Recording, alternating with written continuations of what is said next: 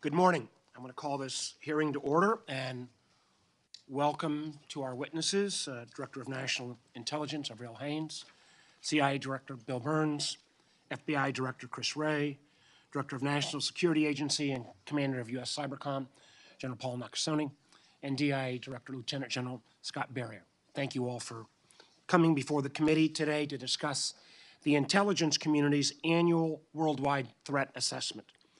This is an opportunity for agencies to brief this oversight committee and, most importantly, the American public about the numerous threats and challenges facing our country.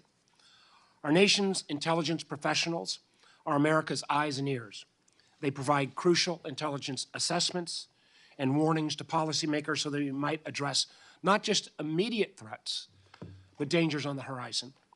I'd like to thank you and, importantly, the thousands of men and women of America's intelligence community whom you represent for their quiet, unsung, and often unacknowledged service. I think we all know, and we see this on a daily basis, we live in an increasingly challenging and complex world. While the ongoing war in Ukraine has shown that conventional military capabilities are still important, I think the very nature of national security is undergoing a profound transformation. National security in 2023 is not the same as it was in 1993, for that matter, in 2003. We can no longer just pay attention to who has the most tanks, airplanes, or missiles. We also need to focus on technology, R&D dollars, strategic investment flows, and supply chains, because whoever leads and wins the challenges in technology domains will have an edge in national security competition in the future. We've already seen this with the outsized impact of cyber tools, which now give both state and non-state actors alike the power to cripple countries' critical infrastructure and entire economies from behind a keyboard without firing a single shot. And we're increasingly seeing rising competition in the technology space with authoritarian regimes that are challenging democratic norms at home and around the world. The People's Republic of China under President Xi and the Chinese Communist Party is now, unfortunately, a near-peer competitor with our country in its economy, technology, and military capabilities. And I think it is more important than just political correctness to emphasize, at least in my mind, our beef is with Xi Jinping, the Communist Party, and their authoritarian tendencies. It is not with the Chinese people, it is not with the Chinese diaspora, it is not with Chinese Americans or Asian Americans, who oftentimes have been the strongest critics of the increasingly authoritarian regime of the Xi government and are often victims themselves of CCP's repression. While America was focused for 2 decades on counterterrorism, China was racing to overtake the United States in a range of emerging and foundational technologies, such as advanced wireless communications, semiconductors, quantum, synthetic biology, and next-generation energy, as well as taking not only the extraction, but the processing of rare earth minerals that are so critical in so many of those technologies.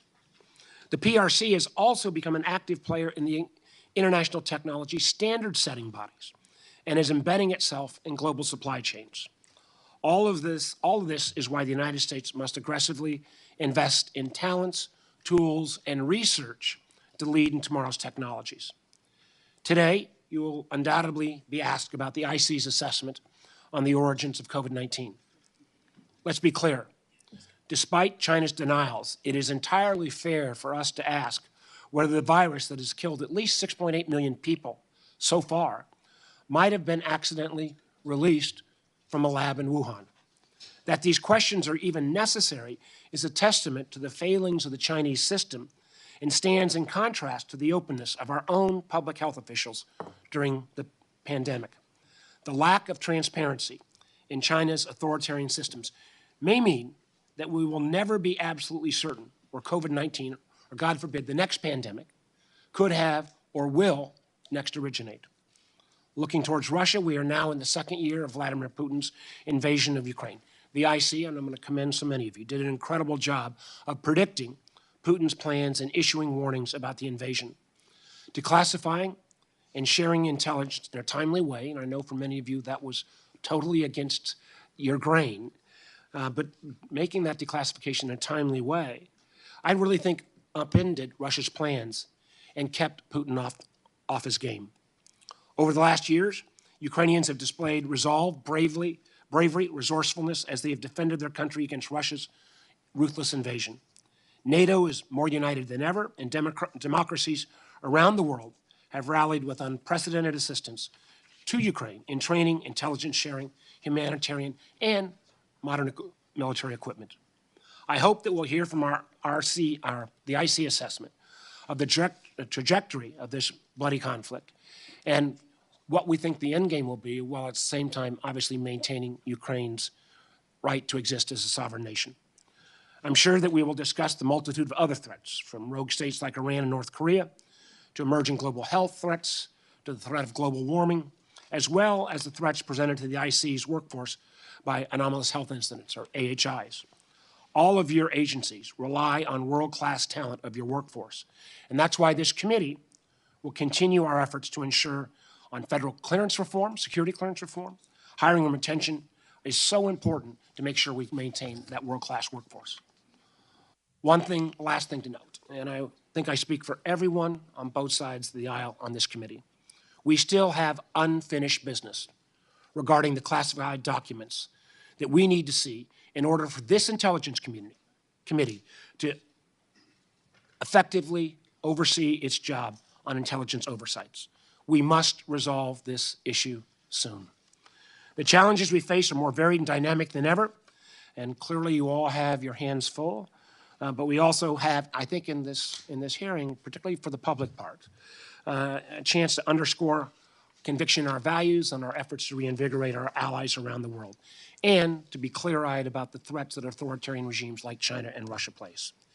So I look forward to today's discussion, and with that, I'll turn it over to the Vice Chairman. Thank you, Mr. Chairman. Thank you all for coming in here today. You know, for 2 decades after the end of the Cold War, our country, the United States, was the world's sole superpower.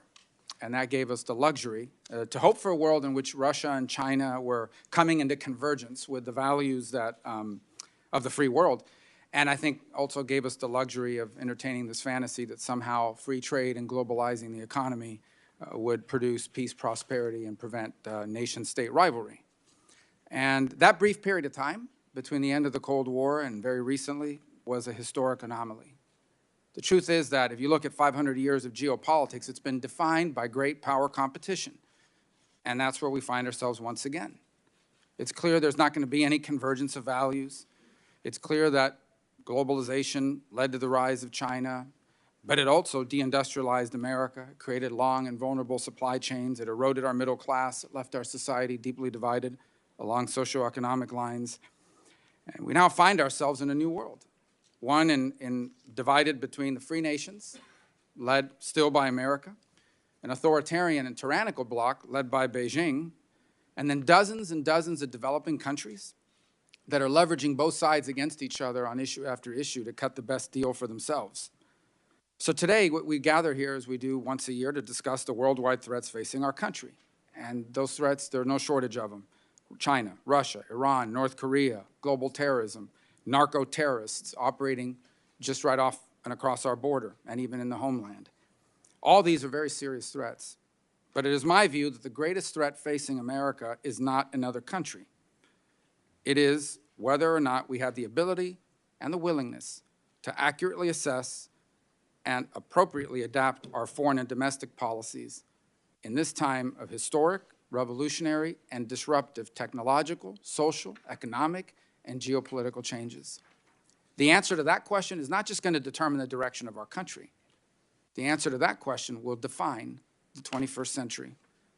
And on this matter, I believe that the intelligence community has a critical and vital role to play. First, because the changes we must make will have to overcome complacency, bureaucratic resistance, opposition from interest groups who benefit from the status quo, and frankly, public discomfort with the consequences of some of the changes we're going to need to make. Complacency because we've relied on our power advantages and we've forgotten what it's like to live in a world where we have near-peer competitors. Bureaucratic resistance because our government, frankly, the commentary class, think tanks, academia, to some extent even Congress, is still filled with officials who came of age in the post-Cold War fantasy about the end of history. Opposition from powerful interests because multinational corporations that dominate and have consolidated some of our most important industries are deeply invested in foreign supply chains and in the current state of the global economy. And public discomfort, frankly, because we've become a society addicted to cheap products from China and viral videos on TikTok. Overcoming all this will only be possible if we can motivate policymakers and convince our citizens of the need to act on at least 5 distinct areas of great power competition and potentially great power conflict. It's a military competition, one in which we can no longer rely on overwhelming advantages to deliver relatively quick success. It's a diplomatic and political competition for influence in multilateral institutions and over important and entering into and maintaining important international alliances. It's an economic and industrial competition over critical industries, supply chains, access to resources, the flow of capital. It's a scientific and technological competition on areas ranging from precision medicine, artificial intelligence, cyber, the digital economy, quantum computing, control over valuable personal data, and protecting innovation and intellectual property. And it's an informational competition involving closed and controlled societies dedicated to using our openness to divide us against each other here at home and drive disinformation to further their narrative and undermine our standing in the world.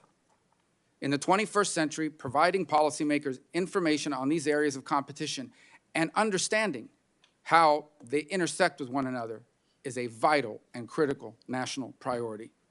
And only our intelligence agencies have the resources and the broad-based insight needed to provide this.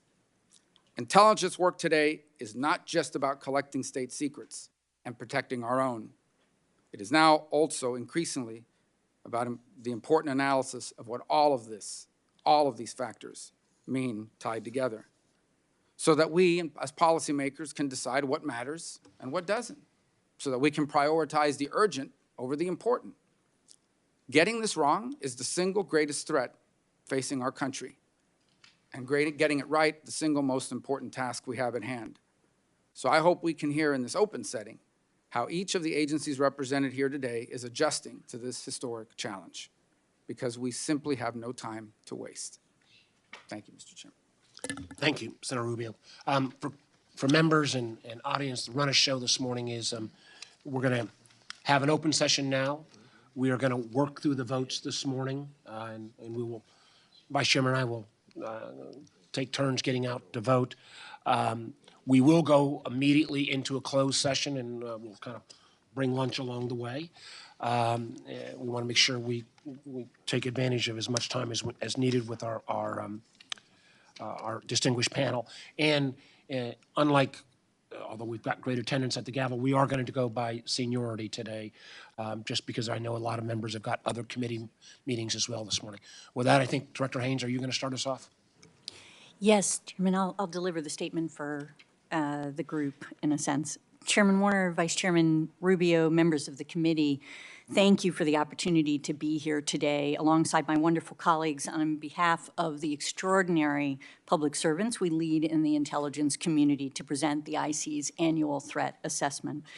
Before I start, I just want to publicly thank the men and women of the intelligence community whose work we're presenting today. From the collector to the analyst and everybody in between, who made it possible for us to bring you the annual threat assessment in hopes that this work will help keep our country safe and prosperous. Thank you. This year's assessment notes that during the coming year, the United States and its allies will face an international security environment dominated by 2 sets of strategic challenges that intersect with each other and existing trends to intensify their national security implications.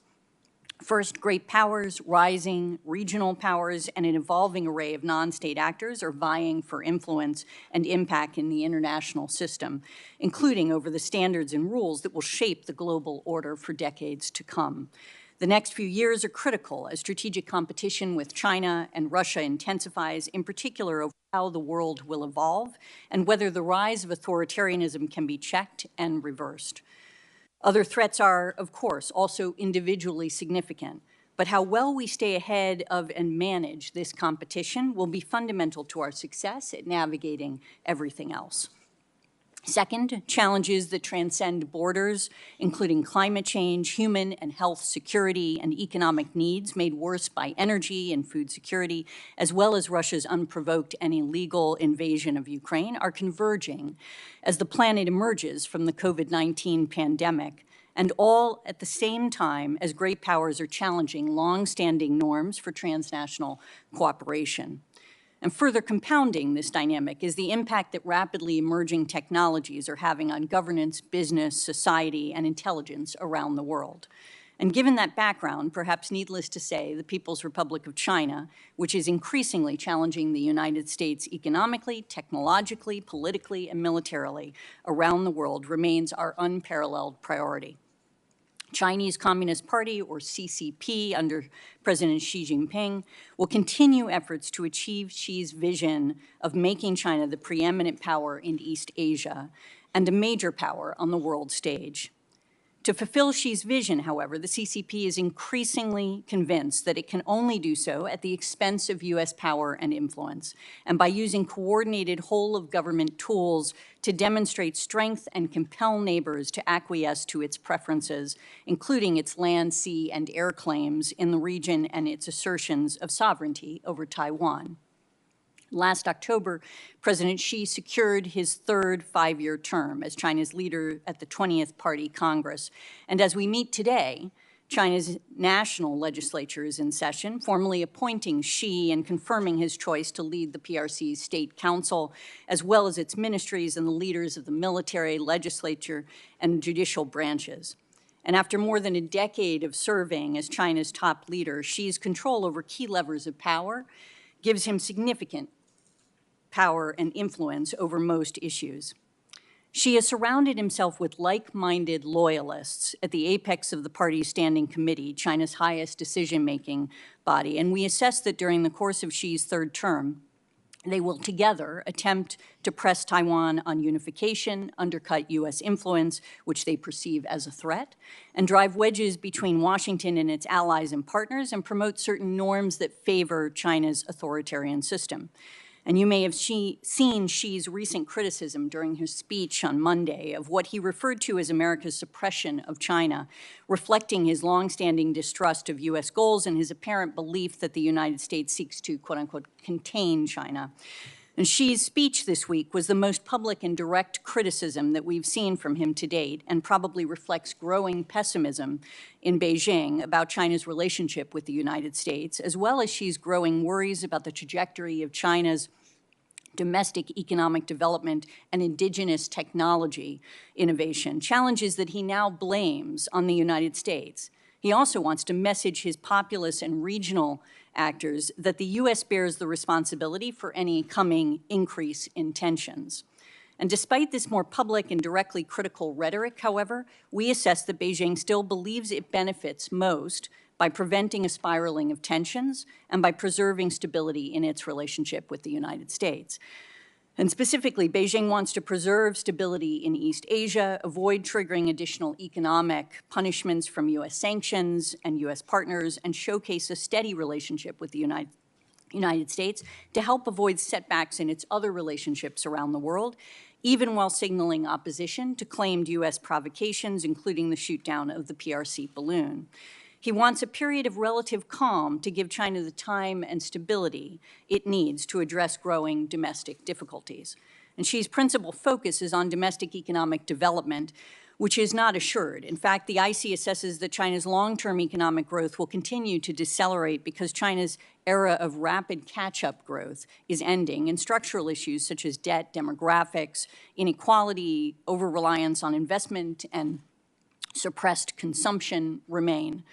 And although the CCP may find ways to overcome its structural challenges over the long term, in the short term, the CCP continues to take an increasingly aggressive approach to external affairs, pursuing its goal of building a world-class military, expanding its nuclear arsenal, pursuing counter-space weapons capable of targeting U.S. and allied satellites, forcing foreign companies and coercing foreign countries to allow the transfer of technology and intellectual property in order to boost its indigenous capabilities, continuing to increase global supply chain dependencies on China with the aim of using such technologies and dependencies, rather, to threaten and cut off foreign countries during a crisis, expanding the cyber pursuits and increasing the threat of aggressive cyber operations against the U.S. homeland and foreign partners, and expanding influence operations, including through the export of digital repression technologies.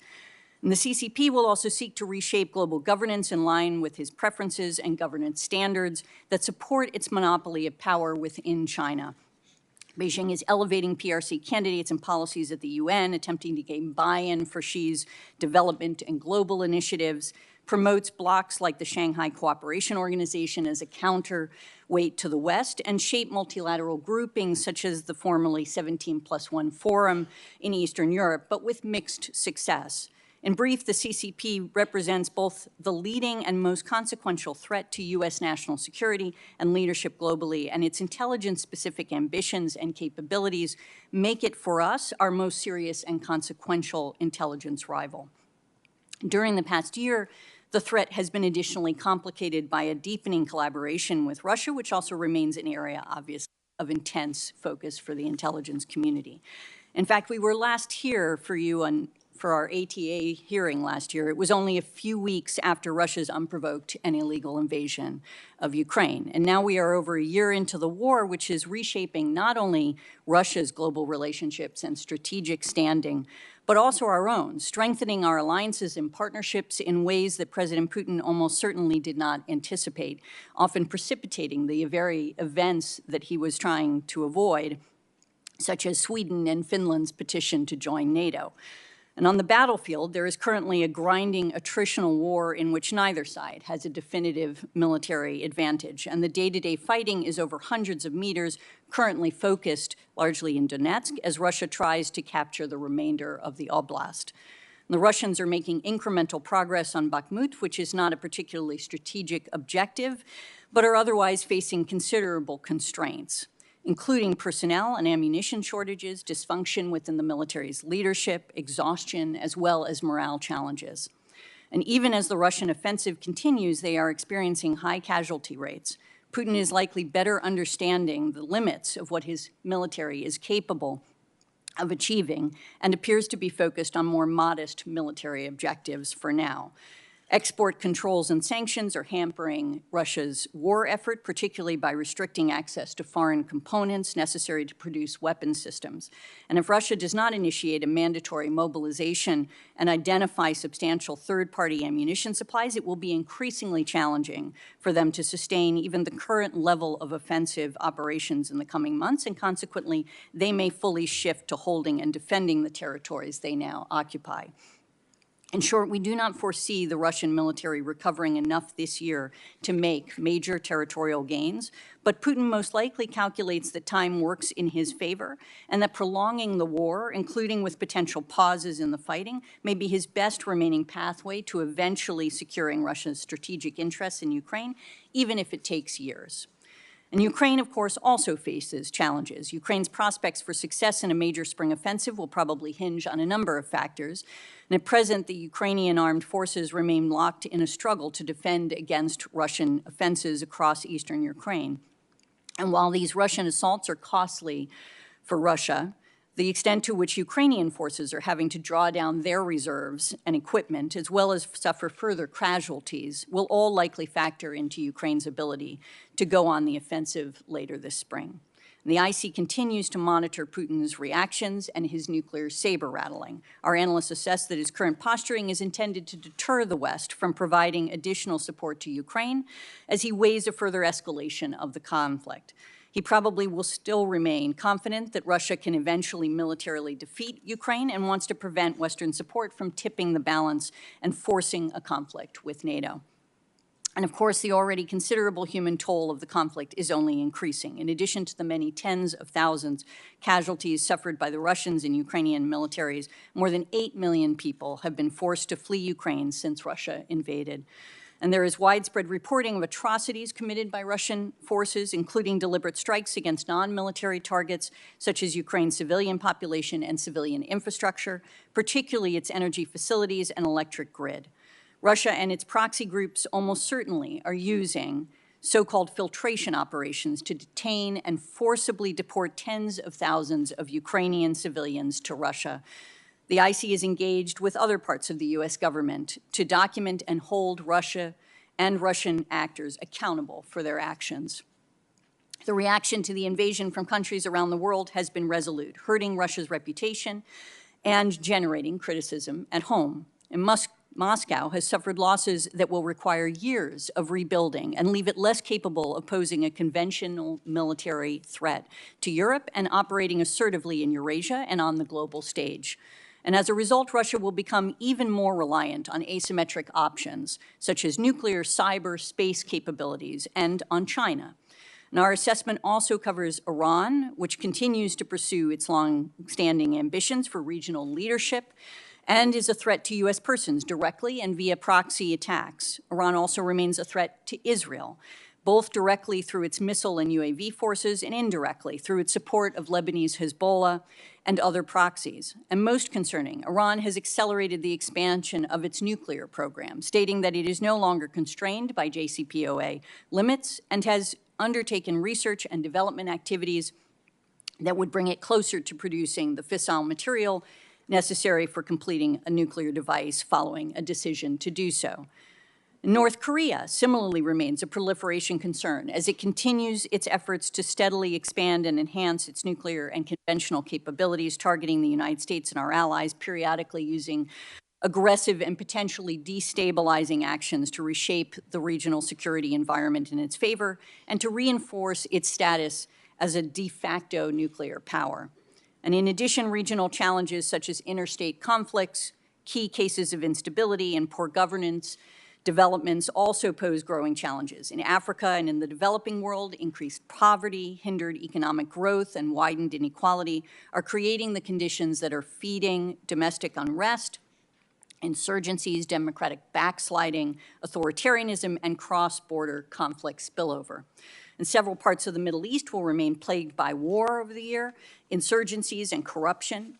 In the Western Hemisphere, persistent economic weakness, insecurity, and corruption are fueling public frustration and anti-status quo pressures that very likely will present governance challenges to leaders while also posing sustained spillover migration, criminal, and economic challenges for the United States.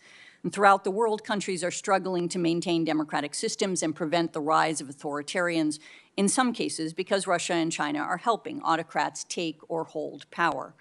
And as I noted at the outset, transnational challenges interact in this complex system along with more traditional threats and often reinforce each other, creating compounding and cascading risks to U.S. national security.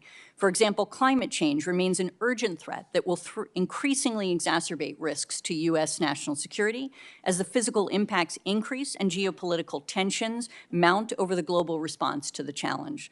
And now, entering its fourth year, the COVID-19 pandemic remains one of the most significant threats to global public health, at a cost of more than 6.5 million lives and trillions of dollars in lost economic output to date. In addition to direct effects of the pandemic result in economic, human security, political, national security implications of COVID-19 continue to strain recovery efforts, presenting both known and unforeseen challenges that probably will ripple through society and the global economy during the next year and for years to come. Russia's aggression against Ukraine has aggravated COVID-19 related fragilities in the global economy, raised commodity prices, fueled market volatility, and contributed to food insecurity and financial instability. And the combination of elevated energy and food prices has increased the number of individuals facing extreme poverty and food insecurity. Affected countries will struggle to reverse those trends through 2023, even if global food prices stabilize. And Russia's war in Ukraine can be blamed for this intensifying effects, something much of the world also understands and that others, including China, will have to come to terms with as they consider to what extent they want to continue assisting or enabling Russia. And climate change, the pandemic, and conflicts are exacerbating irregular migration, and in the Western Hemisphere, push and pull factors that drive migrants to the United States, such as deteriorating socioeconomic and security conditions, misperceptions of U.S. policies, and employment opportunities in the United States will almost certainly persist through 2023. Transnational criminal organizations exploit migrants through extortion, kidnapping, and human trafficking, including sex trafficking and forced labor. These organizations also continue to pose a direct threat through the production and trafficking of lethal illicit drugs, massive theft, financial and cyber crimes, money laundering, eroding the rule of law in partner nations. And in particular, the threat from illicit drugs is at historic levels, with the robust supply of synthetic opioids from Mexican TCOs continuing to play a major role in driving American overdose deaths to over 100,000 annually. And terrorism, of course, remains a persistent threat, but the problem is evolving. Individuals and cells adhering to ideologies espoused by ISIS, al-Qaeda, and transnational racially or ethnically motivated violent extremist movements in particular pose significant threats to U.S. persons, facilities, and interests. And then two indirect threats that I think are worth highlighting in the report. New technologies, particularly in the field of AI and biotechnologies, are being developed and proliferating faster than companies and governments are able to shape norms governing their use, protect against privacy challenges associated with them, and prevent dangerous outcomes that they can trigger. The convergence of emerging technologies is likely to create breakthroughs that are not as predictable and that risk a rapid development of more interconnected, asymmetric threats to U.S. interests. And relatedly, foreign states' malicious use of digital information and communication technologies will become more pervasive, automated, targeted, and complex during the next few years, threatening to distort publicly available information and probably outpacing efforts to protect digital freedoms and at the same time educate audiences on how to distinguish fact from propaganda. Authoritarian governments usually are the principal offenders of digital repression, and of course, democracies with open information environments are the most vulnerable to them. In closing, I want to bring to your attention an absolutely crucial authority that will expire at the end of this year if Congress does not act. Section 702 of the Foreign Intelligence Surveillance Act. I can tell you without hesitation that Section 702 was relied upon in gathering intelligence that was relevant to putting together this assessment, and it is hard to overestimate, frankly, the importance of this authority to our work across the board. FISA Section 702 provides unique intelligence on foreign intelligence targets at a speed and reliability that we cannot replicate with any other authority. And Section 702 was originally enacted with the primary focus of enabling the U.S. government to quickly collect on the communications of terrorists abroad. The authority allows the IC to require foreign intelligence from non-U.S. people located outside of the United States who are using U.S. electronic communication service providers. 702 is still vital to our counterterrorism mission as evidenced by its key role in the United States government's operations against former al-Qaeda Ayman al-Zawahiri, but 702 is now principally relied upon for vital insights across a range of high-priority threats. Malicious cyber actors targeting U.S. critical infrastructure, U.S. government efforts to stop components of weapons of mass destruction from reaching foreign actors, and even key intelligence related to threats emanating from China, Russia, North Korea, Iran.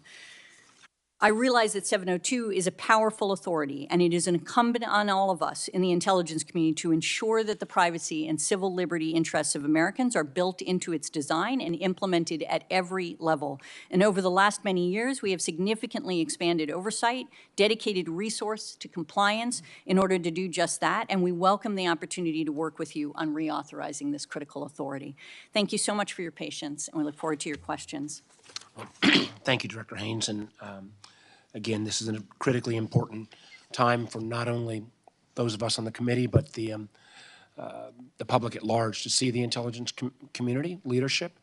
I personally believe the value of 702, but we're going to have to lean in on being willing to have the same kind of courage of declassification that we showed in advance of Putin's invasion of Ukraine to make the case to the American public, and for that matter, to skeptical members of Congress in terms of how this is not simply used as an anti-terrorism tool, but also in terms of our competition with Russia and China. I'm going to take my time and come back to the question, the changing nature of national security. I made comments that national security today is different than it was in 1993 or 2003. At that moment in time, perhaps relatively simpler times, we looked at our adversaries in terms of how many tanks and planes and guns they might have. Increasingly, I believe, and I think the vast majority of us on this committee believe, the competition falls into who wins various technology domains. General Nakasone and I were talking before the session today about how then Chairman Burr and I were trying to make the case that Huawei posed a national security threat to American telecom providers and others. It took us years to make that case, and we're still recovering from that activity. I think about more recently, Senator Cornyn and I and others on this committee recognized that we'd fallen far behind in the research, development, and fabrication, the making of semiconductor chips. And again, in a broad bipartisan way, Congress reacted to that. The vast majority of us on this committee think that increasing Chinese use of mobile apps like TikTok, and while we have different approaches, I know the Vice Chairman and I very much believe that TikTok poses a national security threat, both in terms of data collection and in terms of a potentially enormous propaganda tool. What I would like to hear from all of you, and maybe we'll start with Director Wray, but is do you share at least my assessment that national security has to be redefined in 2023 to recognize that domination of technology domains that on the surface do not appear to have anything to do with national security, artificial intelligence, Director Haines mentioned biotechnology, quantum computing, who wins the challenge around advanced energy. These are national security issues as well, and we have to do a better job of both convincing the public and, quite honestly, some in the business community. We've made progress on the business community, but many are still, as Senator Rubio made mention, inexorably tied to a global supply chain that relies on cheap Chinese goods. How do we make that case? But do you start with accepting the premise that national security has to include who wins each of these technology domains? And I'll just go right down the line. Well, certainly, Mr. Chairman, I wholeheartedly agree that technology and economic security have become inextricably intertwined with national security. And the efforts this committee has made and that a lot of us in the intelligence community have made to engage the private sector, I think, are essential to that, and we just have to keep doubling down on that. You could just look at, for example, on the cyber side, our critical infrastructure is in 85% of it or something is in the hands of the private sector. And if you look at our innovation, if you look at our PII, our personally identifiable information, the percentage is even higher. And if you look at what the Chinese are trying to steal, that's where it is. So we need to be working more and more closely with the business community to try to build resilience. I think there have been a lot of progress that's been made, but we need to make more. General? Chairman, I certainly agree on the statement with regards to the changing nature of power, and I think that's where the National Security Agency has always found itself in being able to hardwire to look for what's the next technology we should be chasing, being able to leverage a workforce that is very, very heavily inculcated with science, technology, engineering, mathematics. But I think the big piece that at least I've learned over the past several years is the fact that it's all about partnerships. It's the partnerships that we have here in the IC. It's the partnerships with the public sector. It's the partnerships that we have to develop that will give us the competitive advantage as we look at this new changing character. Director Haines? Yeah, absolutely agree, obviously, with my colleagues. And I mean, I think one of the things that we have been learning in the intelligence community, exactly as General Nakasone indicated, is our work with the private sector in this space is particularly important. As you know, over my lifetime, I have seen increasingly the innovation of critical foundational technologies occurring in the context of the private sector, and our capacity to work with them to understand essentially what those innovations are and how we can help them protect themselves in this context is another aspect of this that has to be focused on and something we spend a lot of time on. Director? No, Mr. Chairman, I fully agree. I think the revolution in technology is not only the main arena for competition with the People's Republic of China, it's also the main determinant of our future as an intelligence service as well. As you know, we've undertaken a number of innovations over the last couple of years to strengthen our capacity on that revolution in technology. For the first time, appointing a chief technology officer, for the first time establishing a CIA-wide technology strategy, creating a new mission center focused largely on technology, and as my colleagues emphasized, building better partnerships, stronger partnerships with the private sector as well as with academia, creating a technology fellows program, because we have to be more flexible in our employment practices as well to attract people who are accomplished in the private sector and the tech sector who may be interested in a couple of years of public service as well. And we're deeply interested in trying to attract those kind of people as well. And then finally, I absolutely agree on the importance of partnerships, not just across the intelligence community, but with others in the executive branch. So as you know, we're working closely with the Department of Commerce and their CHIPS Implementation Act office as well to provide the kind of direct support that I think is essential to that effort as well. General? Chairman, I completely agree with the statement. You went back to 1993. I'll go back to 1984. When I came in the Army in 1984, we own the technology. The West owned the technology. We won the Cold War, and then I think we took our eye off that ball. So now it's about how do we apply this asymmetric advantage that we have in this partnership of folks sitting at this table right now who work so closely together to try and defend our nation. Like the other agencies, DIA has hired the right people at the right time to get into this, to try and understand it and make an impact for the Department of Defense.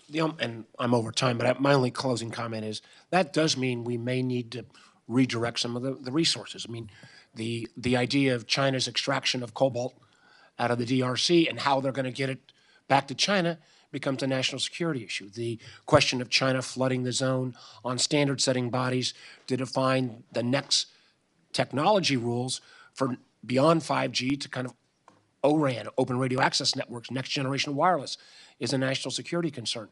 You know, who's leading the way on biotech innovation becomes a national security concern. And I think we need to make sure that we are both reporting on this and that we are engaging our private sector partners.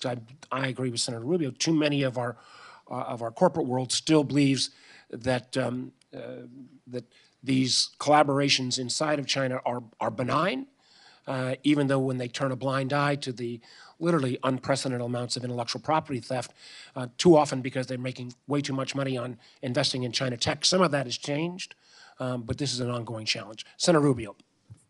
Thank you. I'll start with you, Director Wray. Let me ask you, as I know you're familiar with this, the most downloaded app in the world, one of the most downloaded app in the world is a social media company, TikTok. Could the Chinese government, through its ownership of ByteDance, that owns ByteDance US, if they wanted to, and ByteDance US were willing to cooperate or forced to cooperate, could they use TikTok to control data on millions of users? Yes. Could they use it to control the software on millions of devices, given the opportunity to do so? Yes.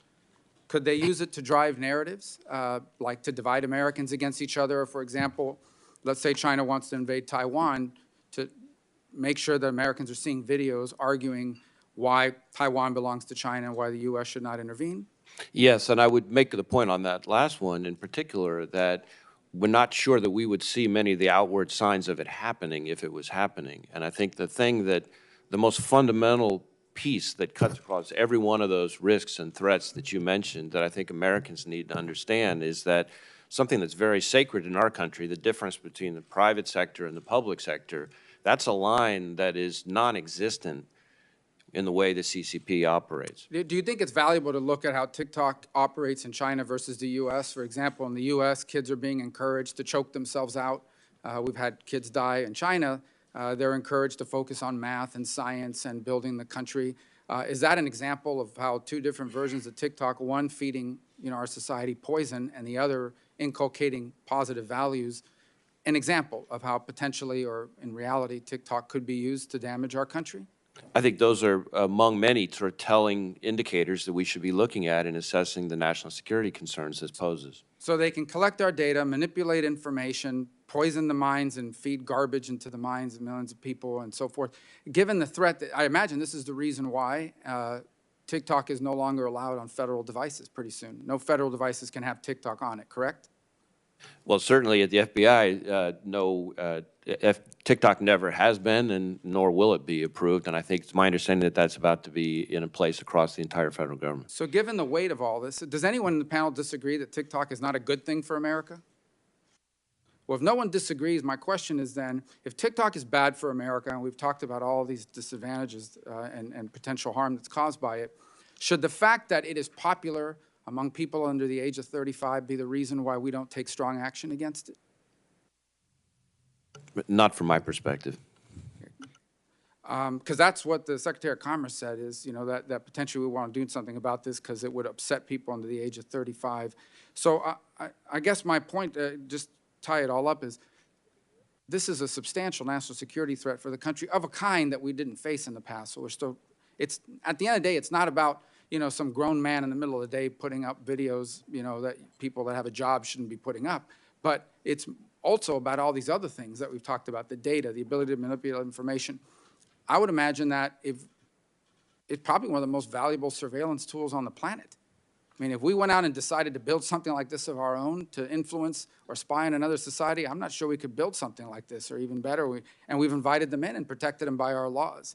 So I don't understand why this company is allowed to operate as long as it's owned. It's my understanding, and maybe Director Haines, you can clarify this, but I think this is the case.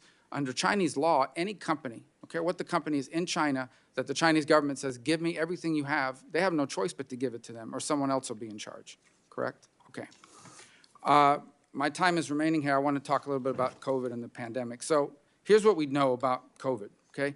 It originated in the city of Wuhan, where the Wuhan Institute of Virology, which has a questionable safety record, and conducts experiments on making viruses that are not infectious in humans infectious in humans. They do it for the purpose of then developing a vaccine. They're located in that city. The Chinese CDC is also located in the city.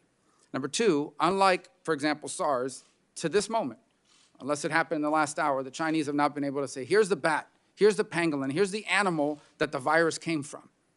Number three, there is evidence, both in open source and I mean, it's been widely discussed that the Chinese, at a minimum, have not been, to say the least, open about any of this. And in fact, real clear indications that they've done everything possible to obstruct any sort of international inquiry into how this began or to be sharing this information.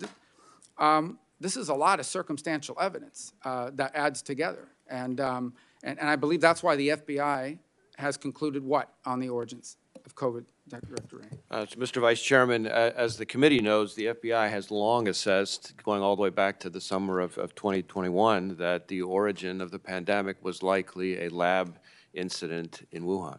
So, Director Haines, I know that there's a difference of opinion among the different agencies. I think Energy and FBI have that assessment.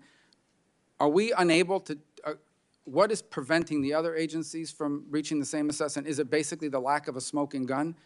Will we not be able to say that we believe that the lab origin is the likeliest outcome unless somehow we can provide a smoking gun proof that that's what happened? Thank you, sir.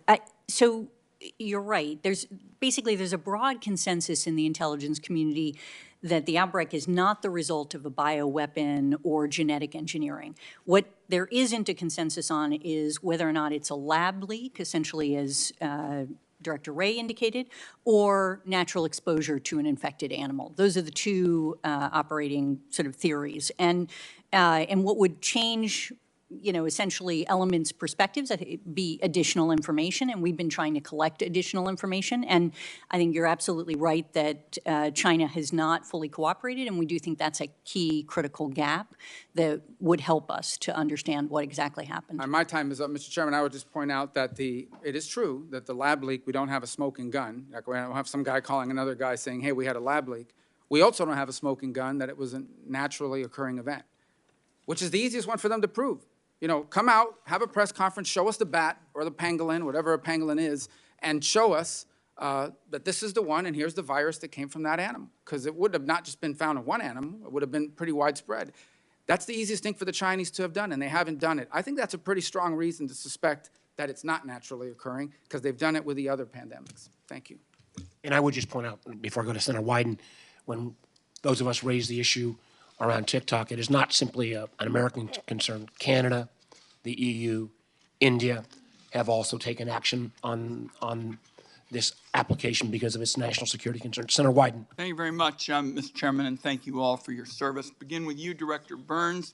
Last year, you committed to me that the CIA would require written justifications that could be audited whenever CIA conducts searches of its databases for information on Americans.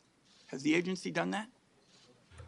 Yes, sir, we have, and thank you very much for your attention on this issue. In keeping with the commitment that I made to you last year, the CIA has made substantial and rapid progress developing and implementing across all of the CIA a capability to support written auditable justifications for searches, as you said, designed to retrieve U.S. person information. We've kept your staff regularly updated on this. We're ahead of the schedule that I set out for you in that letter last September. We've already begun implementing the tool we've developed in the database that the Privacy and Civil Liberties Oversight Board has been focused on, and now we're moving forward with that across the remaining databases. Thank you for doing this. Let me turn to commercial information. Director Wray, does the FBI purchase U.S. phone geolocation information? So to my knowledge, we do not currently purchase commercial database information that includes location data derived from internet advertising. I understand that we previously, as in the past, purchased some such information for a specific national security pilot project, but that's not been active for some time. I could provide more information about that in closed session if you would like. But when we use so-called ad tech location data, it is through a court-authorized process. And you do not plan to change your current practice of not buying this geolocation information? We have no plans to change that at the current time. I think it's important, a very important privacy issue that not take place. So we'll discuss it more at the closed session. Director Haines, you convened an outside panel to study and make recommendations related to the government's purchase of data, including sensitive data on Americans. There has been a lengthy report that has been done here. Will you agree to release this report to the public? Thank you, Senator. I'll absolutely, we'll have our folks review it for that purpose. Is there any reason why it shouldn't be made available to the public? No, I think it absolutely should, as long as there's not classified information in it, we'll provide it. One additional question for you, if I might, Director Haines.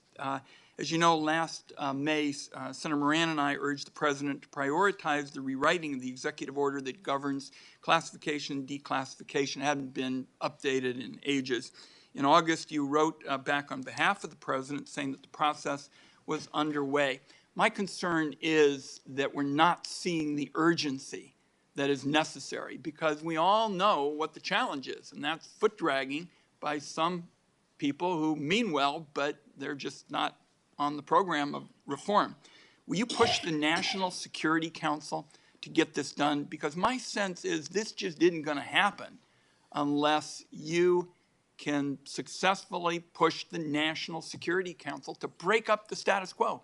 Because the classification system is now at the point where, as you correctly said, and to your credit, it's not serving national security, and I think it's so broken, we're not getting classified what we need to get classified, and we surely are classifying stuff that shouldn't be classified. So we got to break up, business as usual here. And it's only going to happen, to me, in my view, if you can push the National Security Council. Can you commit to doing that? Thank you, Senator. First of all, for your and for Senator Moran's attention on this issue, I think it is incredibly important and something that over many years, I think for all of us, we've seen the frustration of actually trying to make this better. I know the President is committed to this issue. I absolutely will ensure that he and the National Security Council know of your concerns and relay them as such. I want to also ask you, Madam Director, about security clearances and past marijuana use. At the end of 2021, you issued guidance that past marijuana use was not by itself a disqualification for security clearance. I think it'd be very good if you could tell the American people why it's important that this past use not be a disqualification to serve your country. This is a national security issue, and we desperately need people. We've got new members in this committee. We've been talking about languages that they're going to be focused on as we try to recruit and the like. Tell the American people why past marijuana use is not disqualifying for the national security post. Thank you, Senator. I think we recognize, frankly, that many states have legalized or decriminalized marijuana use, and wanted to be sure that, you know, we're not disqualifying people solely for that purpose in that context. We obviously, you know, believe that we want to have the talent that exists in America, and, you know, when somebody is using it experimentally in a legal state, that's, you know, something that shouldn't on its own essentially disqualify. We continue to approach this from a whole of person perspective, and, you know, we expect if anybody takes the job to comply with our policies and our laws in a trusted position. My time is up. I only want to say that I know we've got some big privacy issues ahead of us, and I want to thank all of you for keeping your door open to discuss them with me. Thank you, Mr. Chairman. Thank you, Senator Wyden. Senator Collins. Thank you, Mr. Chairman. Director Haines, I want to follow up on the Vice Chairman's questions to you and the panel about the origins of COVID. We know that 6.5 million people have died, that trillions of dollars have been lost in economic activity. We also know that had we known early the origin of COVID, we might have been able to change the trajectory and been better prepared for future pandemics. So this matters. It is disturbing to me that in your written statement, you say all agencies assess that two hypotheses are plausible explanations for the origin of COVID: natural exposure to an infected animal and a laboratory-associated incident. That's one of those statements that's technically true, but misleading. We've heard the FBI director today say that the most likely explanation is a laboratory incident. We know that the Wuhan whistleblower who first raised alarms was silenced by the Chinese government and later died of COVID. We know, as your statement says, that Beijing continues to hinder the global investigation, resists sharing information, and blames other countries. Those are not the actions of an innocent party. We know that the Department of Energy has changed its assessment to say that most likely cause is a laboratory incident.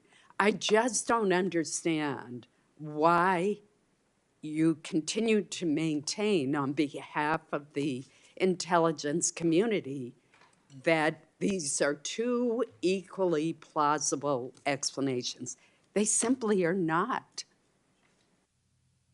Thank you, Senator. And I think I share your frustration with the fact that China hasn't been more cooperative on this issue to provide intelligence that would be of use to the scientists and others who work on these questions. And I think, you know, you're absolutely right. This is critically important. It has been extremely challenging. Let me give you where we are in the intelligence community with more precision to your point. There are 4 elements plus our National Intelligence Council that assess with low confidence that the infection was most likely caused by natural exposure to an infected animal. So the IC remains divided on this issue. We have the FBI, as you noted, that sees it as more likely that it's a lab leak and has done that with moderate confidence. And the Department of Energy has changed its view slightly with low confidence.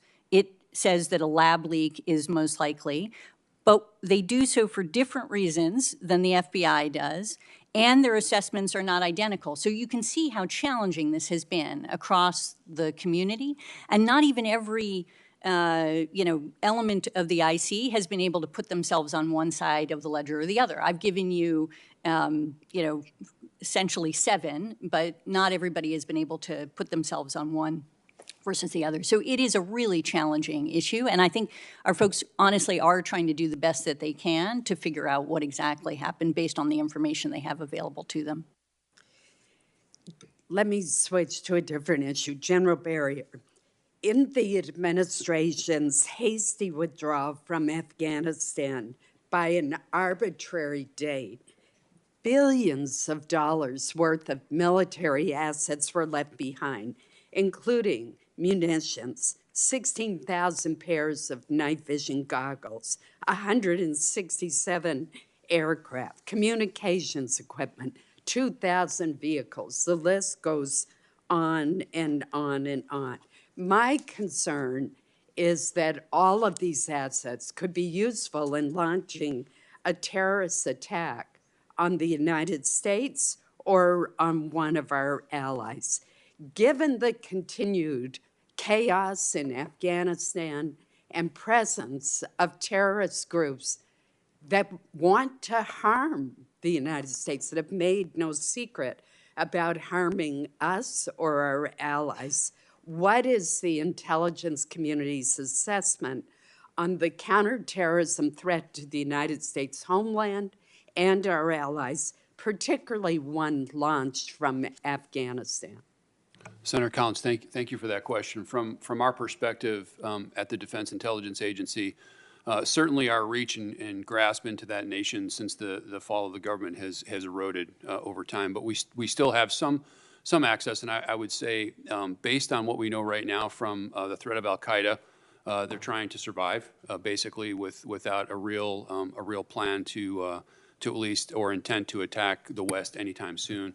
And I would say that ISIS-K poses a bit of a larger threat, but they are under attack from the Taliban regime right now, and it's a matter of time before they may have the ability and intent to actually attack the West at this point. General Nakasone, very quickly, could you give me your assessment? Yes, that dovetails very closely with the Defense Intelligence Agency. We see the same challenges across the IC with some of our collection, but we do see a challenged ISIS-K in Afghanistan right now as they battle the Taliban. Thank you. Senator Heinrich. Thank you, Chairman. Director Burns, U.S. law states that to be designated as a foreign terrorist organization, a group must be engaged in premeditated, politically motivated violence against non-combatant targets, and the activity must threaten the national security of the United States. In my view, and in the view of a number of folks, the Wagner Group fits that definition. Wagner now openly operates as private military for Vladimir Putin, conducting terrorist operations in Ukraine and in countries across Africa.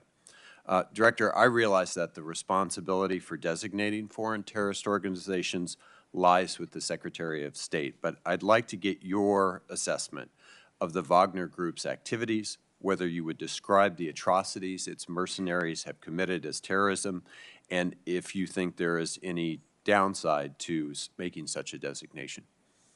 Well, thanks, Senator. And, you know, as you rightly pointed out, I'll steer away from the policy question there, but certainly our assessment is that the Wagner Group is a vicious, aggressive organization which has posed a threat not just to the people of Ukraine, and we see that every day, especially in the intense fighting that's gone around the city of Bakhmut right now, largely conducted on the Russian side by the Wagner Group, which is suffering incredible casualties.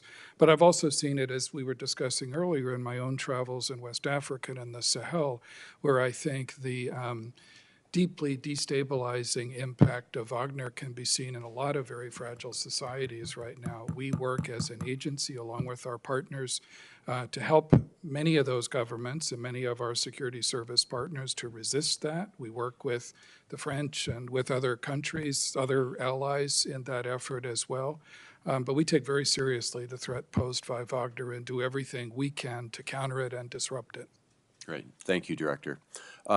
Director Haines, as you know, earlier I shared with you a report by the Converging Risks Lab called The Security Threat That Binds Us, which outlined, among other things, the need to elevate ecological security in U.S. national security policymaking. And one example they really go into a great deal of detail about is China's aggressive fishing activities and how those have contributed to overfishing more than any other nation.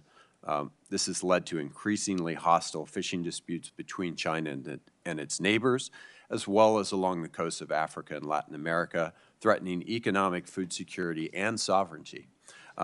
In the view of the report's authors, the IC needs greater capacity to analyze the negative effects of illegal fishing activities, as well as a whole host of other causes of ecological disruption. And it needs to elevate the relative importance of ecological security issues within the IC prioritization framework. Have you had a chance to look at that, and can you commit to work with me to try to implement some of the recommendations included in that report?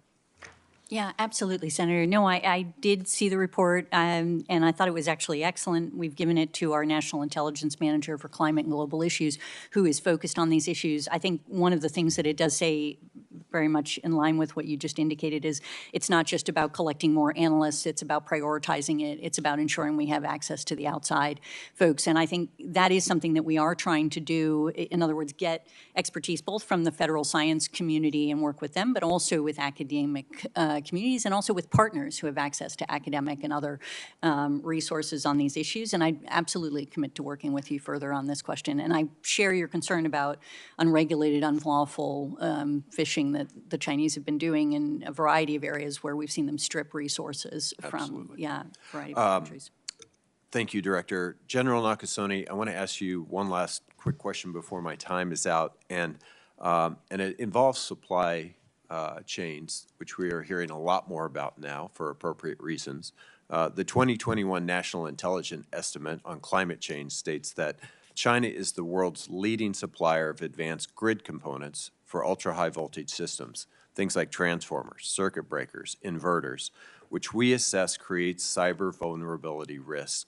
Can you talk a little bit about your concerns about those vulnerabilities to our electric grid and what it means to currently be dependent on China for components for things like large power transformers? Senator, you highlight the challenge of supply chains, and we know supply chains well, even from, a different adversary with solar winds. What have we learned? I would tell you, first of all, is that as we, are reliant on more and more nations to provide this type of capability, we have to have a vigilance in terms of how we look at this, whether or not we're understanding the complete supply chain of the critical pieces that come into it, or whether or not we have censoring on the other end that tells us something is anomalous, something is unique, something that has changed. This is the world in which we live. This is the world in which we have to operate for the future. Would it be a good idea to try to produce some of those critical components here or with trusted allies and friends instead of being so dependent? Certainly, and I think the work of many of you on this committee with regards to semiconductors is one great example of the importance of fabrication within the United States. Thank you. Thank you, General. Senator Cotton. I want to raise the question that Senator Warner raised in his opening statement about the classified documents that were found at the residences or offices of President Trump, President Biden, and Vice President Pence. I want to be clear, I'm not talking about who done it, about who took them there and how they handled them and what criminal standards there are and is their investigation, about the documents themselves and what risk, if any, they pose to our national security. Director Haines, the last time you appeared in front of this committee, you said that you had not personally reviewed those documents. Is that still the case? I've only reviewed documents that have already gone through an initial classification review process. So now I have reviewed some of the documents, but not all of the documents. Myself, that is. There are others, obviously, within our institutions that have reviewed them. Director Wray, have you reviewed these documents personally? I have reviewed some of the documents personally, and my team, of course, has reviewed the documents. Why have you not, to both of you, why have you not reviewed all of these documents? It would seem this would be a matter of vital urgency to put your eyes on these documents and make a determination if you think there actually is national security risk in the contents of those documents.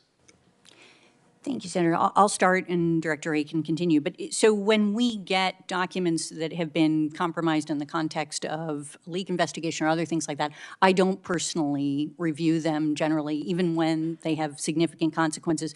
There are the subject matter experts within the institutions that do that. They provide their views, and then they typically will summarize or otherwise indicate issues that have to be addressed as a consequence, if there are any. Director Wray is the same answer. Similar, except I would just add that we have teams of people who are experienced with these mishandling of classified documents cases, of which we have any number and have had for years. And I would add that although I have not reviewed all of the documents myself, I have gone through a fairly meticulous a listing of all the documents that includes detailed information about the content. So it's not reading every page of each one. I bet General Nakasone and General Berrier, when they were second lieutenants, were taught that they were responsible for everything their organization does and fails to do, which I think is a pretty good principle of leadership. I just think on something of such prominence and perhaps such significance that you both should review them. More importantly, this committee should review them. And as you heard Senator Warner say, we're all very frustrated that we haven't even had these documents characterized to us. And we patiently allowed Senator Warner and Senator Rubio to try to resolve this matter, but I would say our patience is starting to run out.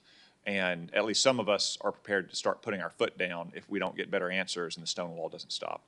Director Haines, I want to turn to a concern I've raised with you and Director Byrne and others, and that's my worries about growing politicization and the analysis coming out of our intelligence agency. This is an annual threat assessment. There is an annual threat assessment, so let's look at it. On page 33, you write, transnational, racially or ethnically motivated violent extremists continue to pose the most lethal threat to U.S. persons and interests. Are you serious? You seriously think that racially and ethnically motivated violent extremists are the most lethal threat that Americans face? So, yes, sir. In terms of the number of people killed or wounded as a consequence. How many people were killed by racially and ethnically motivated violent extremists in the United States last year? I don't have the exact number for you right here, but I will get it for you. How many people were killed by fentanyl in the United States last year? As you know, it's over 100,000 for fentanyl. But so isn't that a more lethal threat? Absolutely, but it's not being compared against fentanyl in that statement. It's in the context of terrorist threat. Okay, so on page 38, you write about governance challenges in Europe. You talk about populist parties taking advantage of inflation and high energy prices. You worry that public discontent, potentially including increased mass protests, could undermine backing from mainstream European governments while increasing support for populist and extreme parties. You also say it could undermine the quality of democracy. Well, how is this foreign intelligence? And who are these populist parties in Europe that we're so concerned about? So we can get you further information about this, but I'll just say as a general matter, Senator, we do cover different effects on democracy throughout the world, and that is something that is typically perceived as part of our remit. Are the Brothers of Italy, the Italian Prime Minister Giorgia Meloni's party, are they a populist or extreme party that are a threat to America's interests? I don't know that, I wouldn't want to speak for the analysts as to whether or not they consider them a populist party. I suspect that they may, but I don't know that they would say that they're a threat to to the United States. All right, just one final example of this. On page 18 about nuclear issues with Iran, you write that since the assassination in November 2020 of nuclear scientist Mohsen Fakhrizadeh, Iran has accelerated the expansion of its nuclear program. It's an unfortunate ending for Mohsen Fakhrizadeh in November of 2020. Did anything else happen in the world in November of 2020 that might have caused Iran to accelerate its nuclear program? Senator, I'm not sure what you're referring to. Pretty big event here in America. November 2020. If you mean the election, I do mean the election. I don't believe that our analysts perceive that as being the key. Really, because I've gone through the IAEA reports. Iran took almost a year after President Trump withdrew from the nuclear deal until the summer of 2019 to say it was going to incrementally begin to breach its limits. After we killed Qasem Soleimani in January 2020, they basically ceased all enrichment or other activity. And since November of 2020, they've reintroduced advanced centrifuges. They began enriching uranium past the critical 3.67% mark. They produce uranium metal. They've moved enrichment underground. They're now enriching to almost 90%.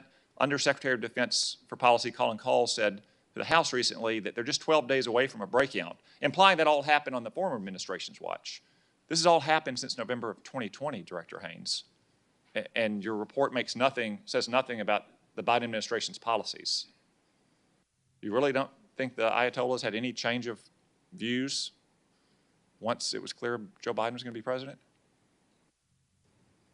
I think our analysts would look at leaving the JCPOA as one element that's relevant to the, All right, so my time has expired. ultimately I'll say, has Director happened. Burns, we've talked about this in a classified setting before. I mean, your organization produces the vast majority of the analysis for the IC, and it's not just the conclusions, but also the priorities and the volume of focus on things like climate change or gay marriage bills in other countries, or some of these conclusions that just caused me great pause about the priorities and the resources we're applying to the critical threats this country face. We talk more about it in a classified setting. Okay, thank you. Senator King.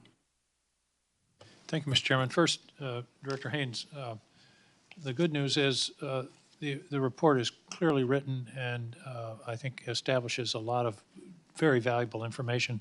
The bad news is I made the mistake of reading it Monday night just before trying to go to sleep. There's a lot of serious matters in there. One of the things that really jumped out at me, and I want to follow up on Senator Heinrich's question, is on page, let's see, it's on page 9. China now is on track to control 65% of lithium-ion battery market. They dominate all parts of the supply chain, 40% of the world's active pharmaceutical ingredients, and their global share across all manufacturing of solar panels is 80% now, certainly go to 90%.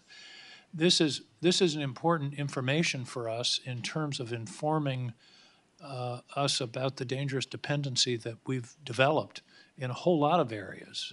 And semiconductors is one that we've talked about, but it suggests to me that this issue of dependency is something that really has to have some serious policy examination. Would you concur?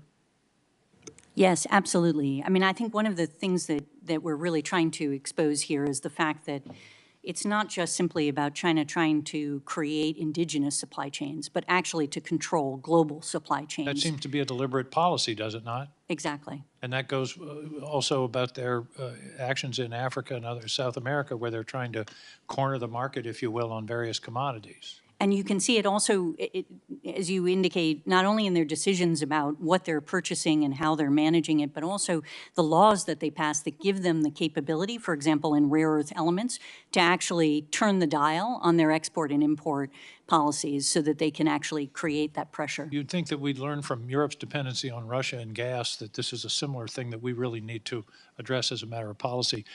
Move to another specific intelligence question. What's the current analysis on the relationship between China and Russia? Is it a temporary marriage of convenience, or is it a long-term love affair?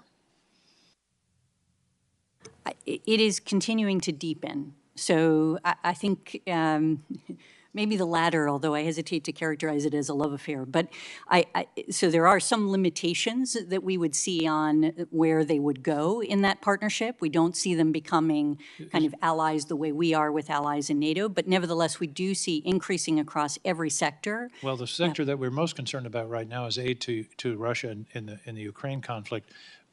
What do we see there? Is China about to act? Are they issuing any supplies now? That's the highest risk, it seems to me, in terms of the development of this relationship, right? The immediate risk. Yeah, we do see them providing assistance to Russia in the context of the conflict. And we see them in a situation in which they become increasingly uncomfortable about the level of assistance and not looking to do it as publicly as might otherwise occur, and given the reputational costs associated with it. But I think that is a very real concern, and the degree of how close they get and how much assistance they're providing is something we watch very carefully, and we'd be happy to talk to you about that in closed session. One point I thought you could have used more emphasis. There's a whole section on climate change, which is, interestingly, it's China, Russia, Iran, North Korea, climate change in terms of risks. And you identify the risk of famine and food insecurity across the developing world. You mentioned migration 2 or 3 times, but that, it seems to me, is one of the most serious destabilization risks. The Syrian refugees upset European politics, 6 million. We're talking 100+ million. I hope that the intelligence community can provide some more detailed analysis of the migration risk, which I see as one of the real challenges of the next 10 or 15 years as it becomes uninhabitable in areas of North Africa and the Middle East. Could you comment on that? Could not agree with you more, sir, and we will look to try to produce something, and perhaps we can do something publicly along those lines. And General Nakasone, in a few seconds that I have left, China's cyber posture, my sense is that they're getting more aggressive. Is that true, and is Russia adapting and getting better? Senator, I would say that both for China and Russia, they are very capable cyber adversaries. With regards to China, we see an increasing degree of risk-taking that they've undergone with regards to stealing our intellectual property, even increasing their influence operations. These are concerning efforts for us.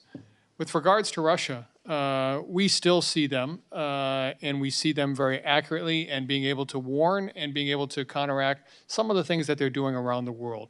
And so we know them very, very well. But they're getting cleverer, aren't they, about using our infrastructure, for example?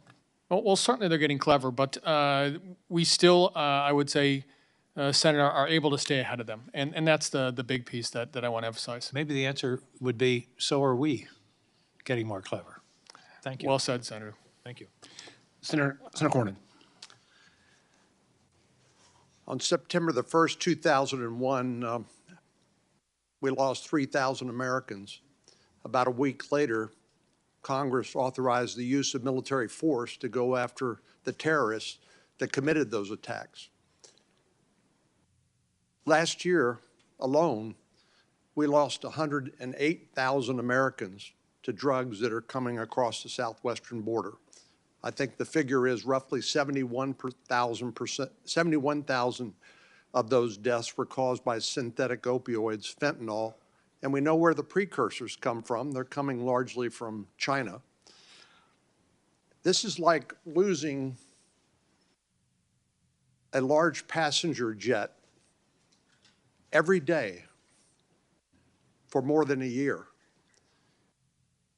Just like 9/11, just like we would react if, in fact, passenger jets were falling out of the sky each day for a year, we would react in an overwhelming fashion. Yet, the Attorney General of the United States has said he's doing everything he can.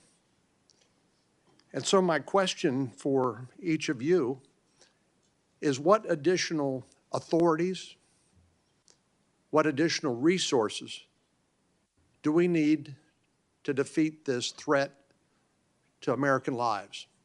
Some have suggested that they should be designated a foreign terrorist organization. Other members of Congress have said, well, we need to use an authorization for the use of military force like we did after 9/11.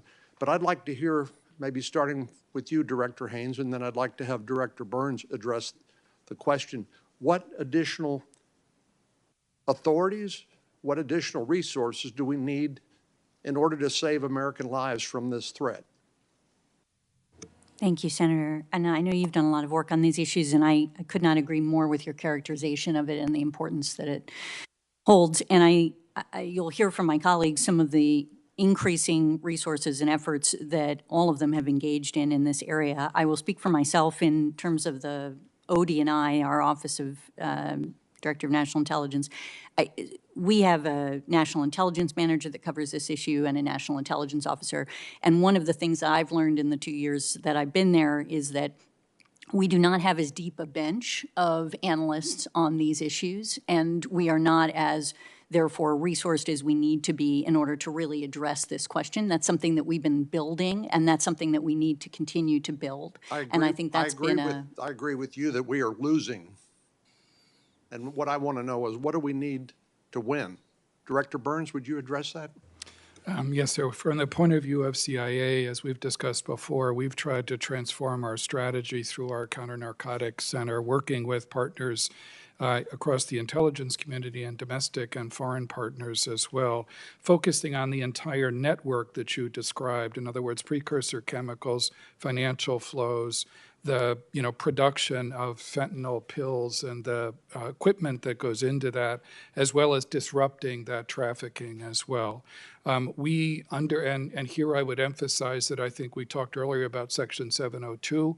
I think that has helped us to illuminate that network and has helped us in some successful actions recently with which foreign intelligence collected by CIA has contributed to.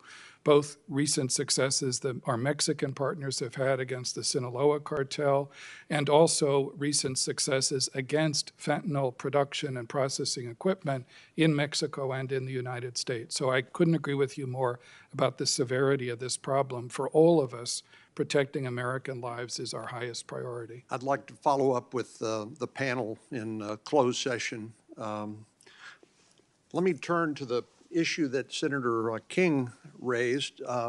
COVID exposed our vulnerability to long supply chains, everything from advanced semiconductors to rare earth elements to active ingredients in pharmaceuticals that are manufactured in China. And in the event that supply was disrupted, it would be not only a tremendous threat to our economy, but to our national security as well. For many years, American businesses have been investing in China. We had a witness that testified last May, I think it was, that the current market value of U.S. investments in China were worth $2.3 trillion. In other words, American investment in China has been financing the rise of China's economy and the rise of their military might.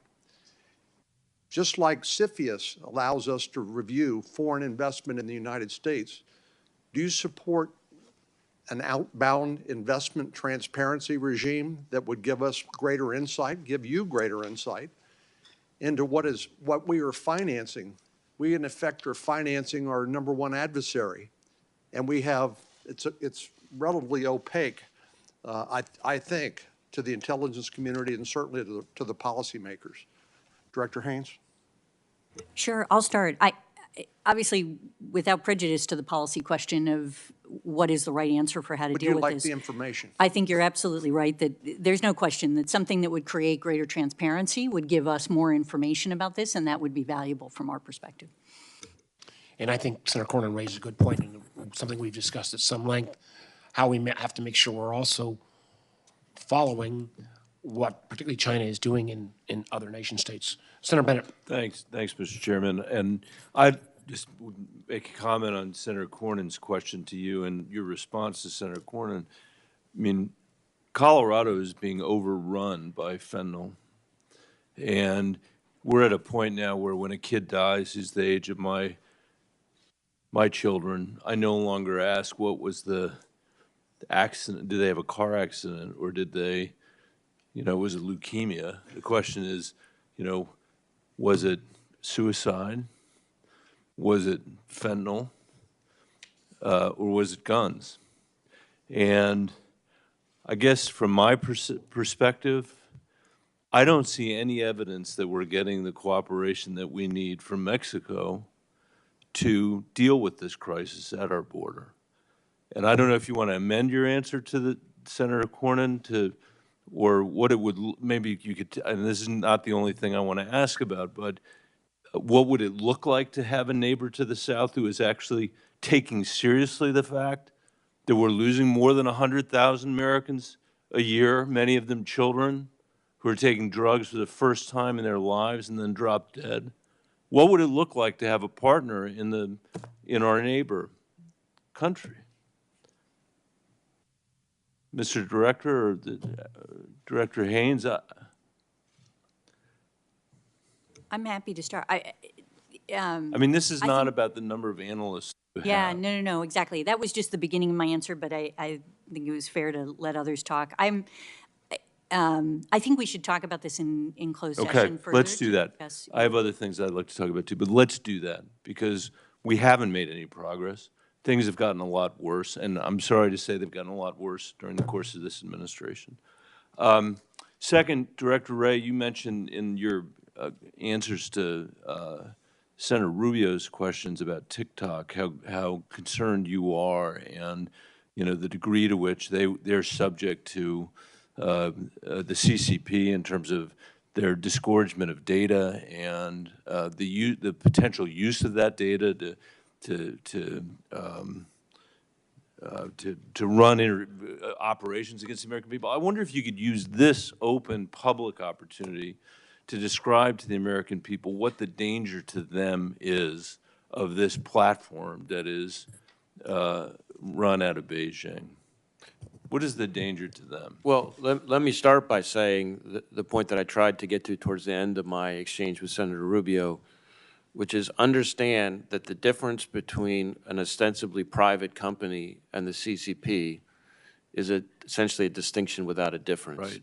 So if you were to ask Americans, would you like to turn over your data, all your data, control of your devices, control of your information to the CCP, most Americans would say, yeah, I'm not down with that, as my kids would say. That's the question we're asking. So it's really a question of data collection, and we know that they can use it to conduct all sorts of big data operations. And Just what look- would a big data operation mean to your Well, average citizen? there have been a lot of questions from the chairman and others about AI and things like that. If you look at the Chinese government's gobbling up of information and data, and then the use of AI and other tools, ultimately supercomputing, things like that, to marshal all that data to conduct targeting for espionage, targeting for IP theft, targeting for all the things that I and others on this panel have been calling out about the Chinese government.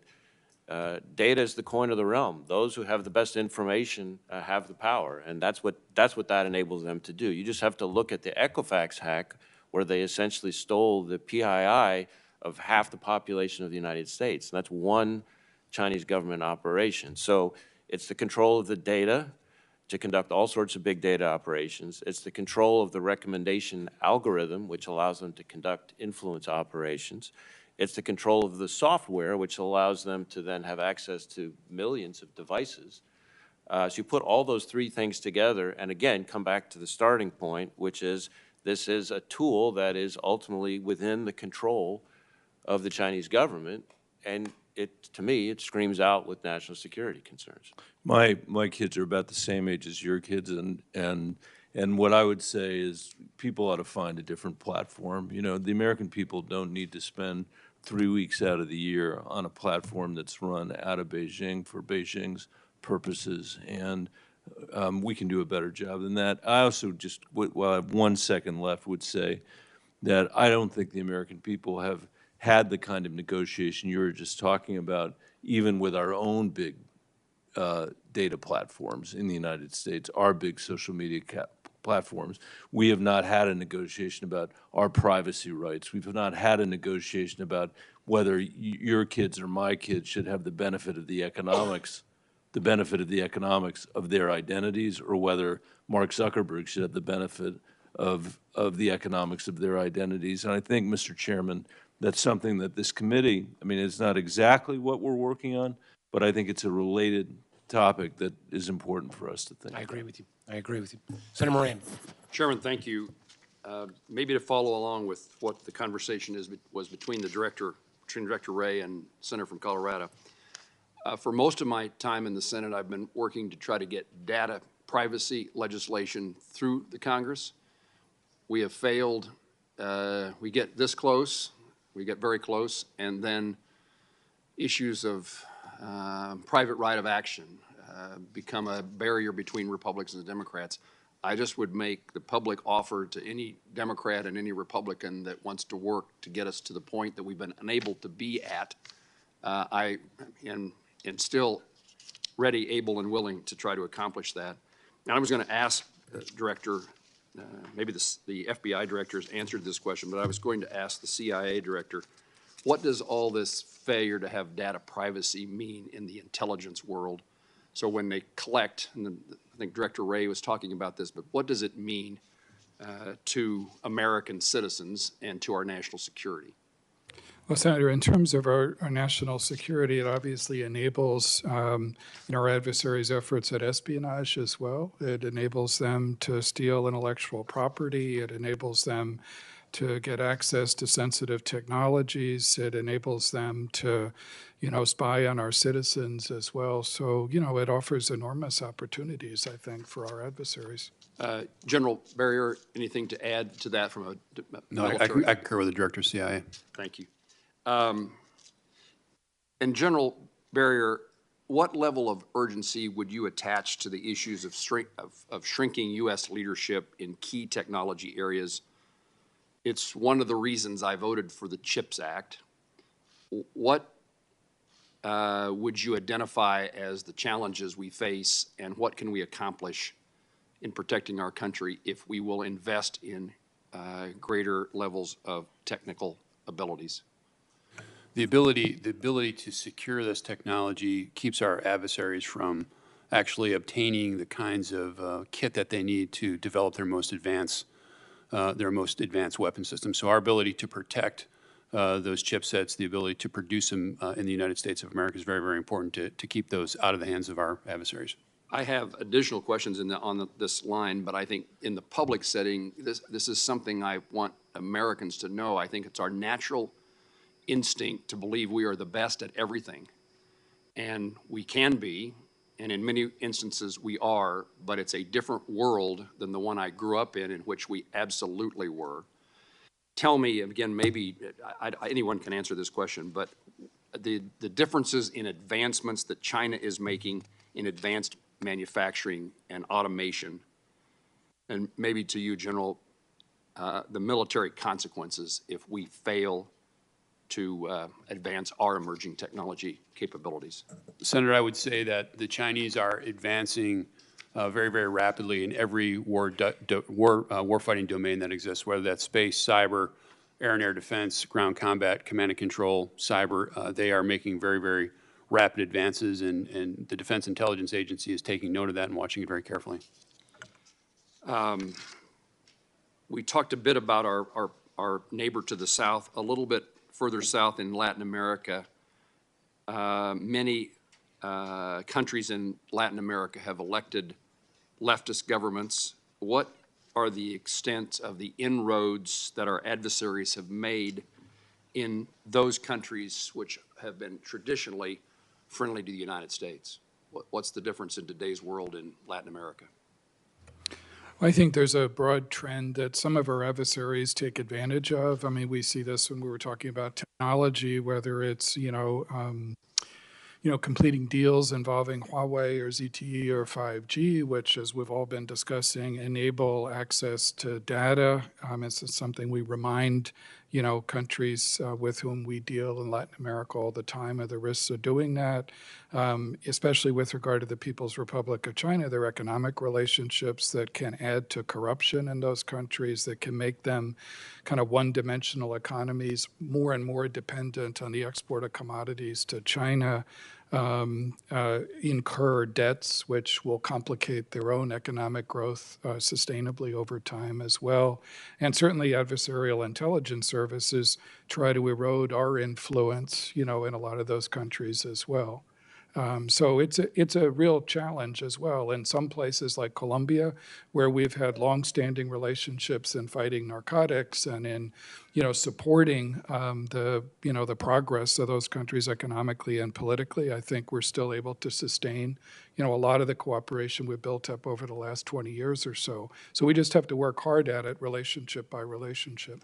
Director Burns, I was hoping you would answer that in 19 seconds shorter so I could ask Director Haines a question, but you failed and so I failed. Thank you. Well, I would say, Senator Moran, new member of the committee, but I think you focusing on this technology competition is spot on and appreciate it. Senator Gillibrand. Thank you, Mr. Chairman. Director Haines, in last year's Intelligence Authorization Act, Senators Rubio, Warner, Heinrich, Burr, Blunt, and I created the ARROW, the All-Domain Anomaly Resolution Office, to break down the stovepipes between the intelligence community and the military regarding unidentified aerial, marine, and other phenomenon, which could pose a risk to the safety of our service members, as well as collection risks against sensitive facilities and overseas military bases. As recent events have shown, we need more and better sharing between the intelligence community and our military, and the stigmatization of the service members and personnel who come forward with this data is unacceptable. Do I have a commitment from you and each of our witnesses that you will work to reduce stigma, share intelligence between agencies, and as you're able with the public to ensure that we understand what's happening in our skies and seas? Yes, Senator, absolutely. And I agree with you that this is an issue, and it's something that we've been trying to work through, both by sending the message from leadership that this is important, but also creating mechanisms that allow for people to do this more easily and with less sort of stigma associated with it. And is the ARROW office fully funded in your budget? Yes, I believe it is. Can you make sure, because it was left off last year from both the DoD and Intel's budgets? So, right, so it's in DoD, but I think our support is funded in the National Intelligence Program, and we'll check to make sure on So the everybody DoD. else can answer the question. I believe it is funded. Thank you. Yes. I support, Senator. Thank you. Yes. A related, somewhat question is the issue of IC's agency's assessment with varying levels of confidence that most reported incidents can be explained by medical conditions, environmental or technical factors, and that it's unlikely that a foreign actor, including Russia, is conducting a sustained worldwide campaign involving hundreds of incidents without detection with regard to the anomalous health incidents. And that report was received in a very negative way by personnel who have been affected, by their families, because it essentially says there's no external cause, which I think is really problematic. I'm very grateful that the intelligence community has been determined to make sure that healthcare is being met and the healthcare needs, and that each of these service members and personnel are treated appropriately and humanely from that perspective. But I find it unacceptable that we are not continuing diligent analysis of possible causes. I do appreciate that the Department of Defense continues to do research in that regard, and I'd like General Berrier to give us an update on how you're looking at this issue and how you are continuing to assess possible causes, as well as possible delivery mechanisms. And I'd like to include delivery mechanisms from above. So whether it can be delivered by a drone or a spy balloon through a collection device or collection technology, I'd like an update, please. Thank you. Senator Gillibrand, DI participated in the intelligence community assessment. We had a multidisciplinary team of very senior analysts, counterintelligence professionals, and technical people look at the issue. I do concur with the assessment, but I also think our work is not done there. DIA continues to focus on, number one, the care of our officers who have been affected. We are doing some work on the analytical side, and we're doing work on the S&T side to determine causation, and we'll continue that work, and I've made that commitment to my workforce. And then I'd like a supplemental answer in closed session as well. Yes, ma'am. Thank you. Director Haines, I've been working on legislation which would create a One Health Security Council to create a whole-of-government approach to address a broad range of biological threats to human, animal, and agricultural health. As part of the intelligence community study of the impacts of climate change on food security and social instability, how well positioned are you to support the U.S. in strategic competition for the kind of biotechnology innovations which will ensure our resiliency in the face of a rapid changing climate? This has been an incredibly intense area of focus for us, and you've seen us put forward in budgets essentially for bioconvergence. We've, proposed quite a bit of money on this. We now have the National Center for Biosecurity, as opposed to used to be the National Counterproliferation Center. It is an area where you'll see even our recent head is somebody of that center is somebody with a history in this area, and we are increasingly working on essentially different mechanisms by which we can both promote greater exchange and access to expertise outside of the intelligence community and biotechnology and work, but also to understand better the innovations that are occurring there and try to make sure that we can take advantage of those so that we understand them for collection purposes and And otherwise. just for the record, post 9/11, we had the 9/11 Commission to assess what went wrong with regard to 9/11, what we could have done to prevent it. The fact that the intelligence community still disagrees on the origins of COVID is concerning, and I understand there's a massive lack of transparency from the Chinese government. However, I have legislation that will require a much more fulsome deep dive review, sort of like a 9/11 Commission report, to then inform our legislation about having a One Health approach, which is very similar as our post 9/11 approach, to have no siloing, to have everyone at the table, to do constant assessment, both agriculture and CIA and DOD and FBI and Homeland Security. So I'd like your assessment of both of those pieces of legislation with an eye towards solving the problem long term. Thank you, Mr. Chairman. Thank Senator Langford. Chairman, thank you. Thank you, all of you, and your service. Please pass on our gratitude to the great folks that work with you as well. They work very hard, and most Americans don't get to see them and thank them personally in a restaurant and other places. So please pass on our thank you. Director Haines, I do want to be able to talk a little bit about Iran. Many of us on this committee have traveled, some of us very recently, to the Middle East. Our allies in the Middle East and others in the Middle East are not excited about the JCPOA. They're not supportive of it. This report that's come out seems to be somewhat nostalgic of if only the JCPOA would have been accepted, none of this would have happened. It is a bit of a challenge when we're watching Iran dramatically increase its enrichment. Now the IAEA is now saying they're at almost 84% in a public statement there. How close is Iran right now, and what are their nuclear ambitions? Are they peaceful, or are they weapon systems, or what they're actually trying to be able to develop towards?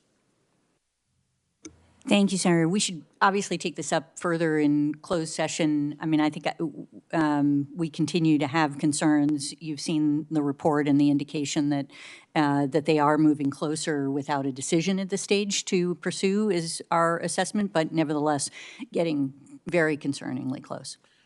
Is Iran trying to be able to develop surrogate networks even into the United States, where they're choosing Hezbollah to advance across different regions, but also trying to develop surrogate networks in the United States right now? Yes, Senator.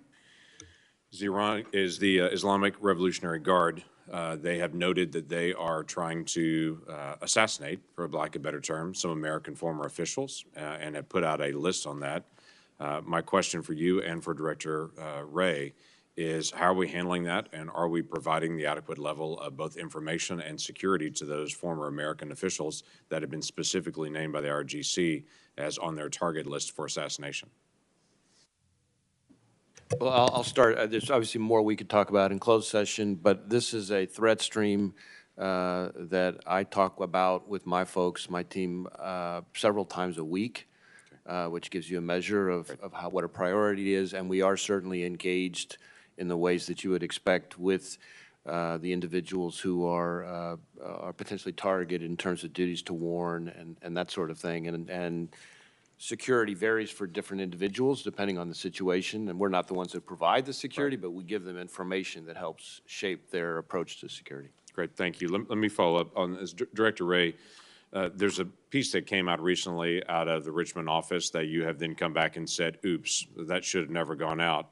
But it was a piece that's in an unclassified document that came out of the memo, and the memo specifically states in the opening paragraph, violent extremist and radical traditionalist Catholic ideology almost certainly presents opportunities for threat mitigation through the exploration of new avenues for tripwire and source development. Wow. This goes specifically into these radical traditional Catholics and explains what a traditional Catholic looks like on it. Help me understand what's happened since then when this has come out. Well, first let me say that when I first learned of the piece, I was aghast. As you should be. And we took steps immediately to withdraw it and remove it from FBI systems. It does not reflect FBI standards. We do not conduct investigations based on religious affiliation or practices, full stop. We have also now ordered our inspection division to take a look at how this happened and try to figure out how we can make sure something like this doesn't happen again. I will note it was a product by one field office, which is, of course, we have scores and scores of these products. And when we found out about it, we took action. We are also taking steps to reinforce with our workforce all of the longstanding policies we have that speak to this kind of thing. We've got refresher training for the relevant employees, et cetera. And we do not and will not target people for religious beliefs, and we do not and will not monitor people's religious practices. That's not acceptable. That is completely not acceptable. That is, I had for the first time a couple of years ago, I had parents that came up to me in state and said, I went to a parent meeting at my school. Am I going to be monitored now? And after this came out, I have people that catch me and say, okay, I'm Catholic. Am I about to be monitored now? This sends all the wrong message on it. I do have to tell you, we've talked about this before. When I saw the memo and looked through it, I was not surprised to be able to see the source document that they came back through was the Southern Poverty Law Center, which we've talked about before, is not the FBI. But for whatever reason, the FBI continues to be able to count on them for who's the listing of a hate group. They have a long history of having anti-Christian bias. And there's multiple different entities that they've actually tried to go after on that as a hate group. But for whatever reason, the FBI continues to be able to count them as a source to be able to identify this. This is a very real problem. And the FBI needs to identify on its own. We have great resources. What are the threats there? Not outsource that to a group that is known to be not center-left, but far-left group and has its own set of biases as well. Senator Casey. Mr. Chairman, thanks very much. I want to thank the panel for your testimony today, your appearance, and also, of course, your public service. I'll direct my question or two to Director Haines, but I know this is an issue that has already been spoken to in the hearing. The chairman, the vice chairman, and Director Haines have all alluded to the important role that private industry has to play as we consider both economic security and national security. And the inextricable link between the two. I'm talking in particular, not only exclusively, but in particular about the People's Republic of China, maybe more specifically the Chinese Communist Party, and investment in China that could undermine our security. I am grateful, as always, that Senator Cornyn and others have worked on this issue with me, and I appreciate his question about the need for an outbound investment review that we're trying to get passed into law. But Director Haines, I wanted to ask you about, in particular, venture capital and private equity firms as they continue to seek out business opportunities in China with often very little regard for national security risk or other risk.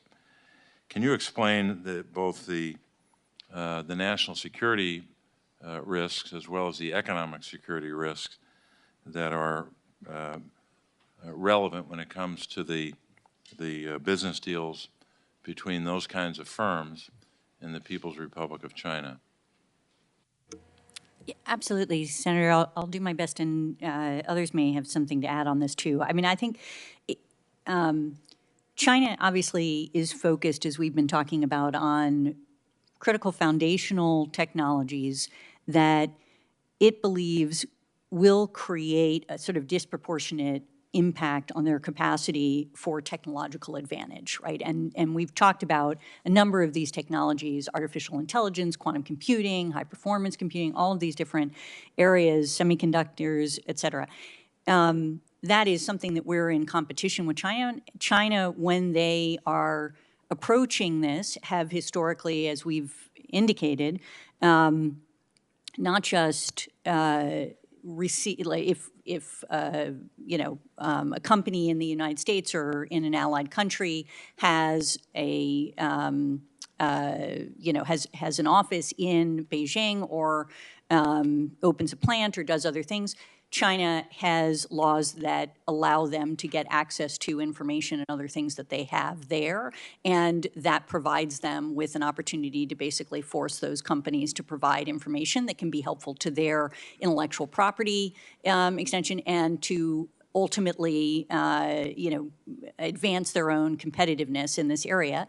And they, through espionage and other means, have also gotten information from our companies, even outside of China, and from Western companies, and that in and of itself is an issue.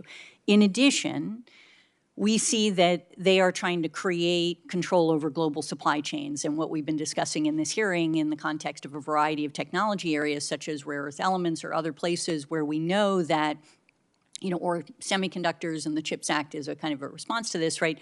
Where if they are capable of controlling certain parts of the supply chain, they will make it they can basically have leverage over that in a way that gives them unacceptable advantage in making it harder for us to get the supplies that we need at the moment that we need it for national security purposes or other purposes. And I think that an example of this is, if you just look at Russia and what's happening right now and the export controls that we've been able to use with respect to Russia on semiconductors, you can see how important it is to their capacity to prosecute their conflict, right?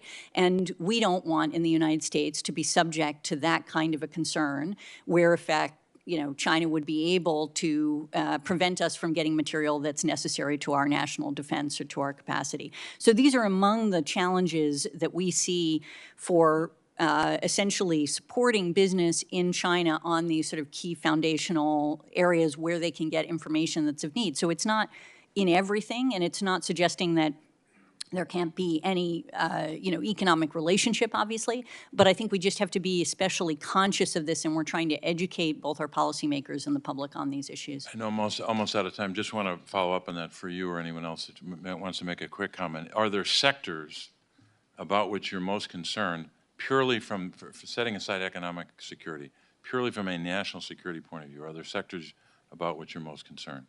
Yes, absolutely. Semiconductors, artificial intelligence, advanced computing, quantum computing, biotechnology, biomanufacturing, these are some of the most important areas that we have concerns about.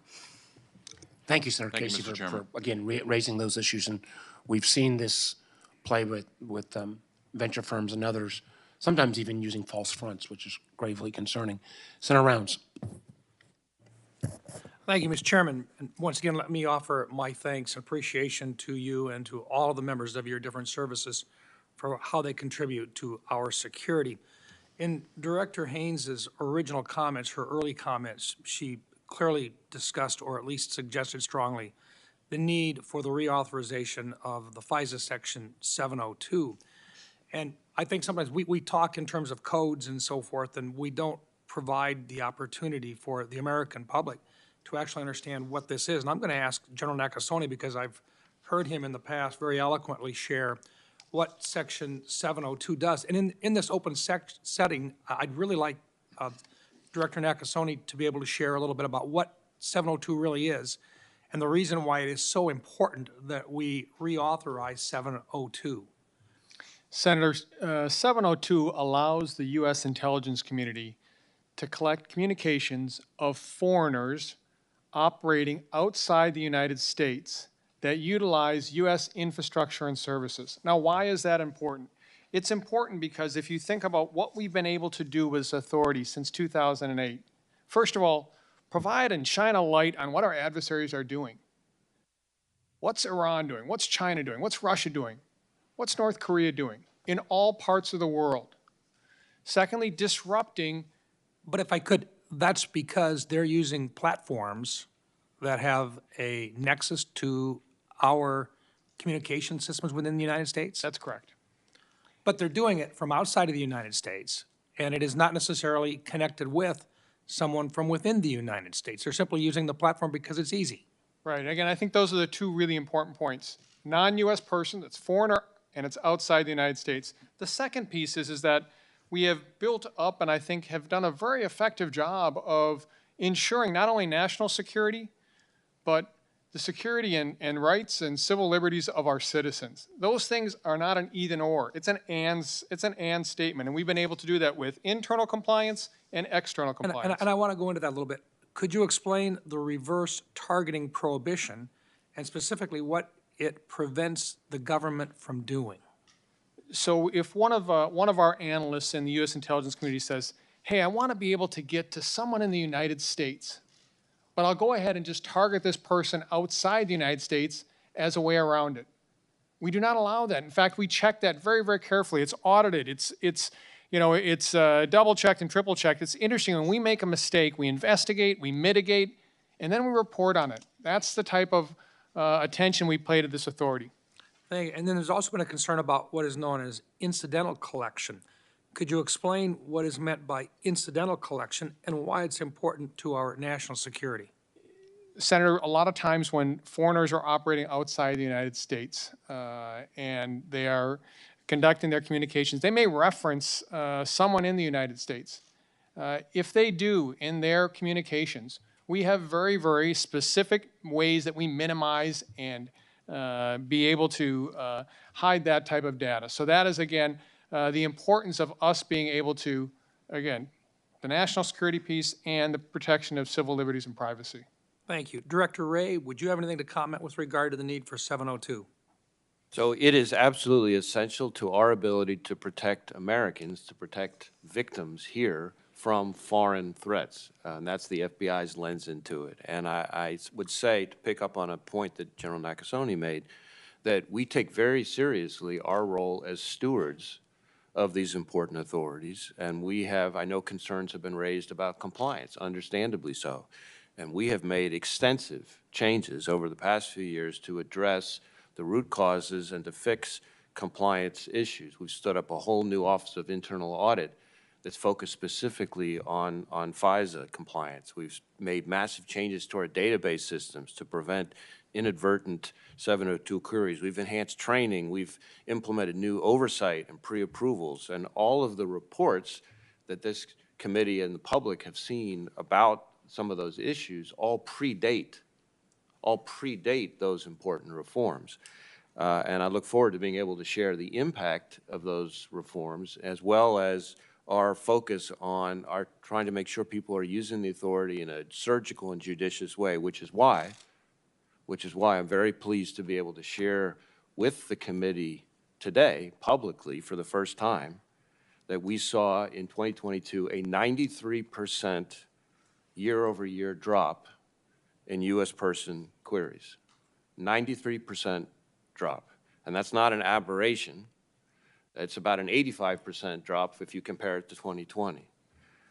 So this is major impact. This is something we're going to treat as an ongoing effort, but it is part of our focus as stewards of these important authorities to make sure that we are protecting American civil liberties, but also using the tool in a way that is so valuable to protect Americans, in particular, increasingly these days, increasingly to protect American victims from malicious cyber actors. You know, I've talked before about how the Chinese have the largest hacking program in the world by far, bigger than every major nation combined, and they've stolen more of our personal and corporate data than every nation, big or small, combined. You look at the Russians. We've talked before about their treating of cyber as an asymmetric weapon, and they've invested significant resources in that. You look at the Iranians and their efforts to conduct destructive attacks even in the United States, and all of these powers are trying to build pre-position capabilities in the event of a much more serious conflict.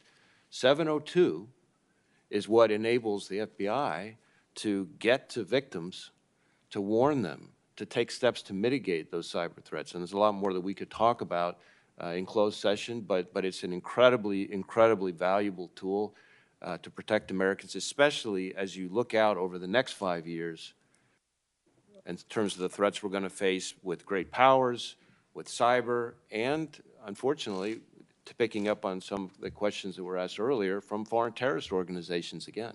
Thank you. My time has expired. Thank you, Mr. Chairman. Thank you, Senator Reynolds. Thank you for raising the issue. And I do think for a lot of our colleagues, we're going to need to have this kind of explanation. We're going to need the community to lean in on declassifying specific examples, particularly vis-a-vis China and Russia. And also, you know, a lot has changed since the Congress debated this issue back in, I believe, 2017, 2018, in terms of reforms. Senator Ossoff, you've been very patient. Senator Ossoff. Thank you, Mr. Chairman. I want to thank you for your focus on technology as well. And in that vein, General Nakasone, could we check whether we are being listened into at this point, or maybe you want to switch microphones?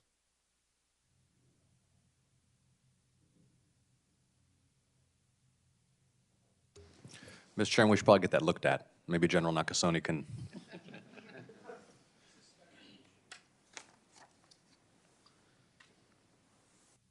But speaking of technology and General Nakasone, General, I have an offer I think you can't refuse.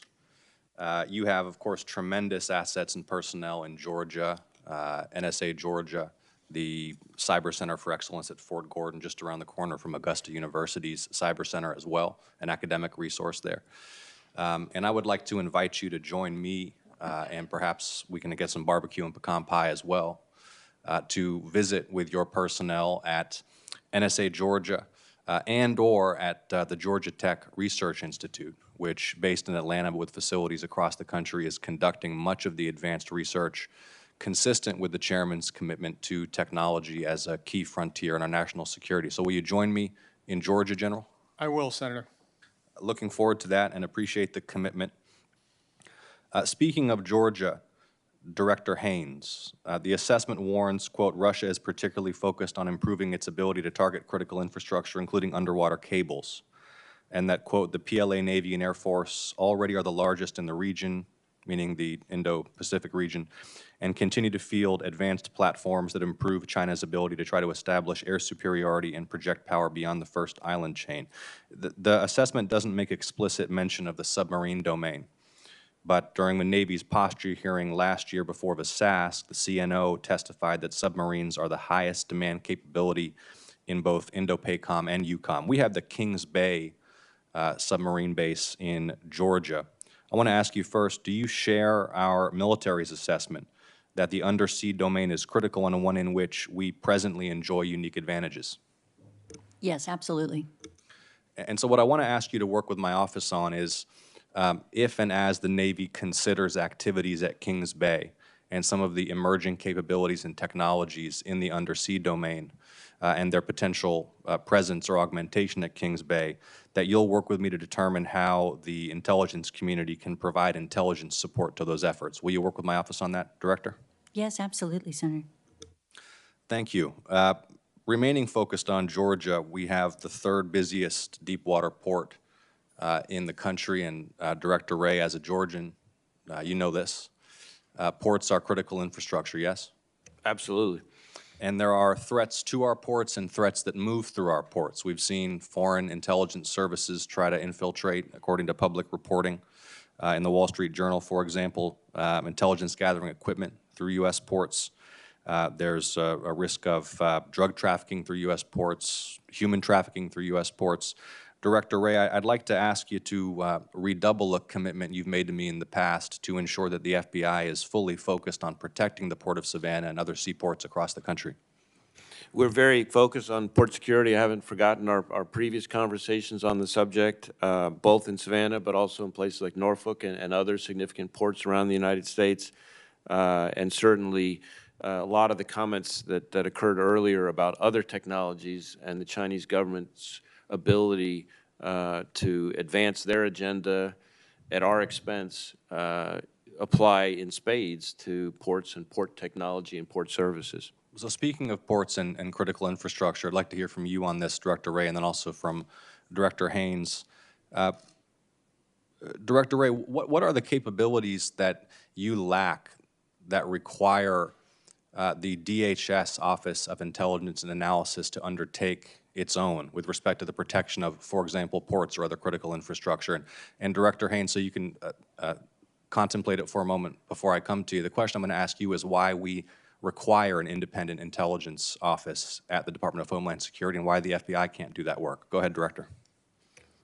Well, I think we work well and closely with that office at DHS. I don't know that I could point to a specific thing that we lack, but certainly more players on the field is a useful exercise. Well, sometimes, unless there's duplication or overlap or inefficiency, right? There is that. I will say that what we focus on the most, and it relates to the overall theme of technology here from a different way, is that we in the FBI and to some extent throughout the intelligence community have a big data problem, to use the cliche, of our own, right? Which is that in every investigation, every intelligence analysis, the amount of data that is available or that is being reviewed has exploded over the last few years. If you just look at a typical FBI case, we've, in one active shooter situation, for example, to pick something simple, we've had ones where we've had more data pour in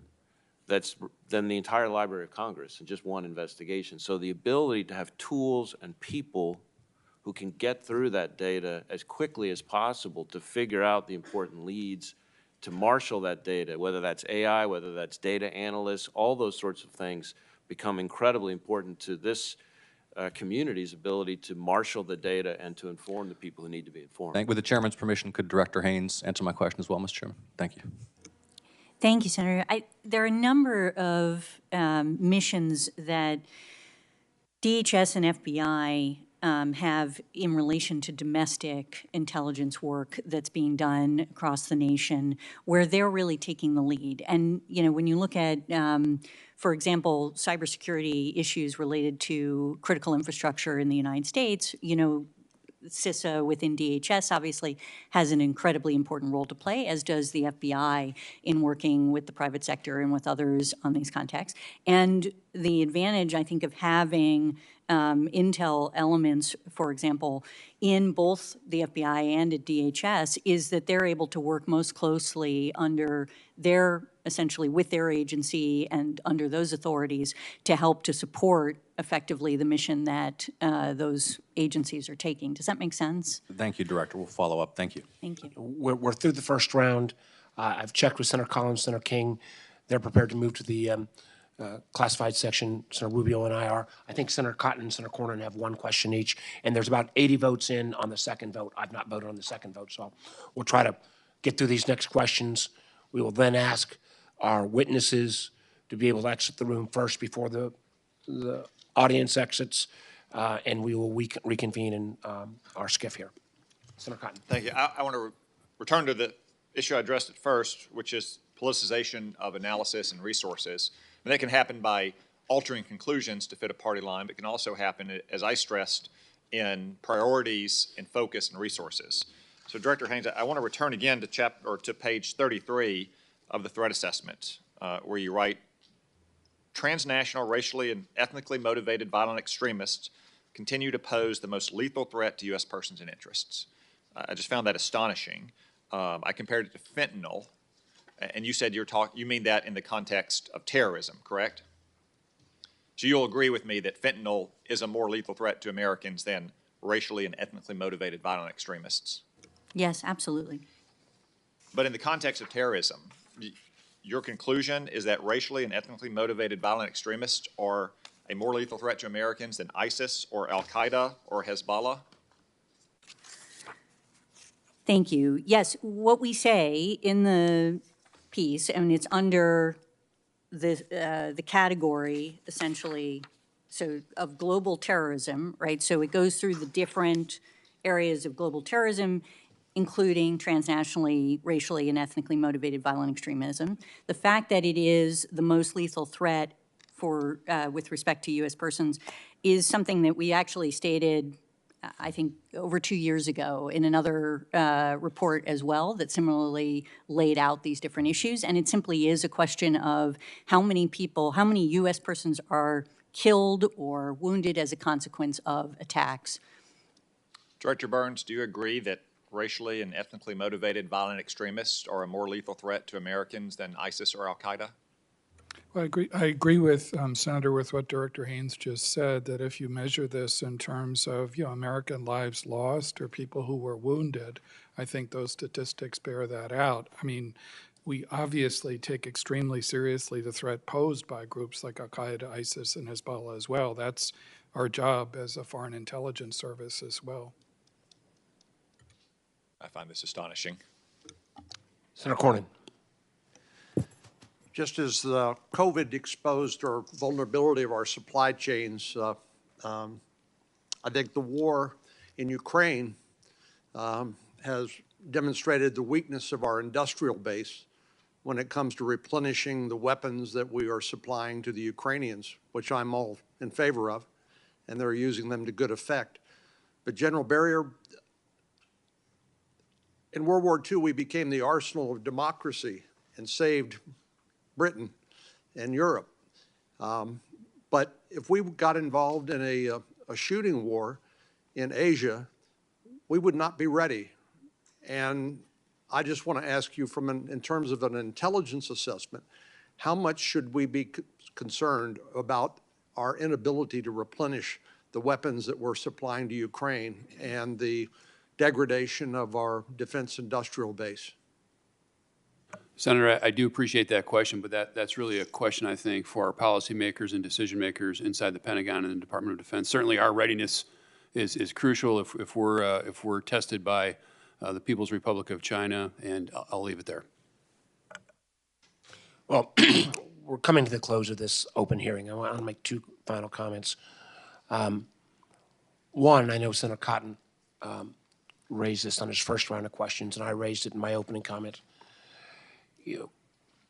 Part of our job is the intelligence oversight of all of your agencies and the other roughly 13 additional agencies. We want, following on Senator Round's questions, to help make the case, many of us at least do, about 702. And we're going to push you to declassify more information so that we can, again, convince the American public and, for that matter, convince the 85 or 86 or 84 colleagues, 83 colleagues, we're up to 17 now, who are not on this committee. It's one of the reasons why it is so, just does not pass the smell test, the administration and the director's current view about giving this committee access to the classified documents that we have every right to see in terms of our oversight role involved in terms of the documents that were found at former President Trump, President Biden, and President Pence's. This trust relationship has to go two ways.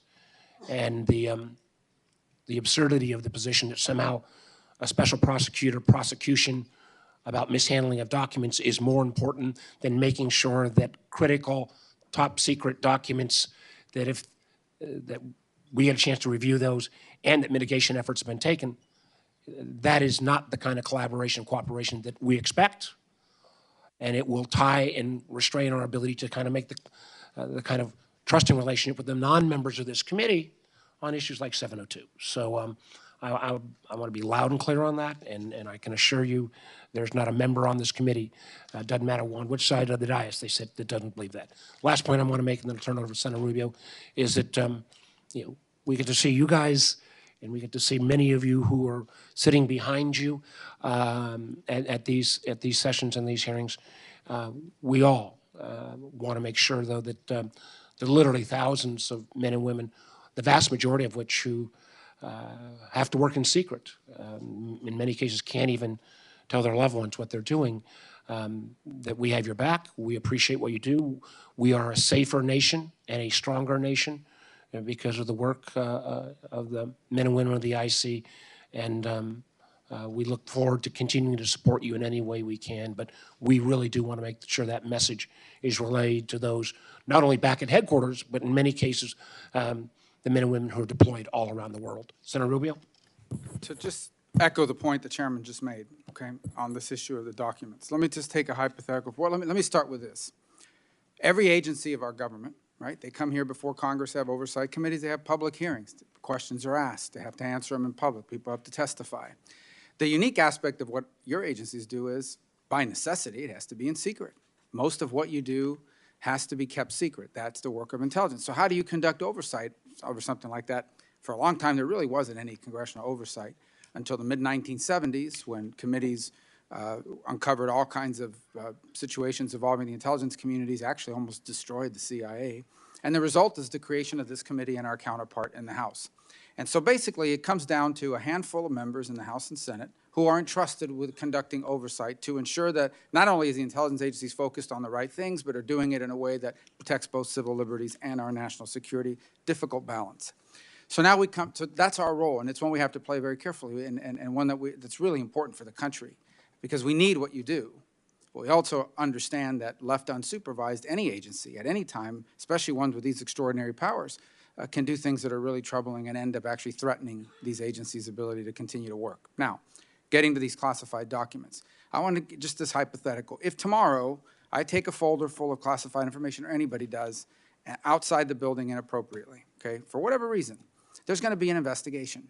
And there are going to be two things that are going to happen, and they're two individual tracks. Track number one is, I violated the law.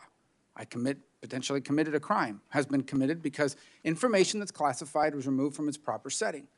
And the result is that there's going to be an investigation, and it could involve the criminal justice system. In most cases, obviously, when it comes to former presidents, may require special counsel, but generally it's the U.S. attorney that's going to look at that and figure that part of it out. Okay? That's not our oversight, and that's not our job to interfere in that.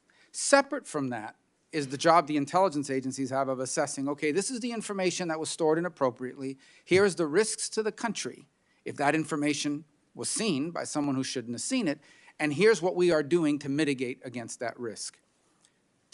How can we possibly conduct oversight over A, whether you've assigned the proper risk assessment, and B, over whether the mitigation is appropriate? How can we possibly do that if we don't know what we're talking about?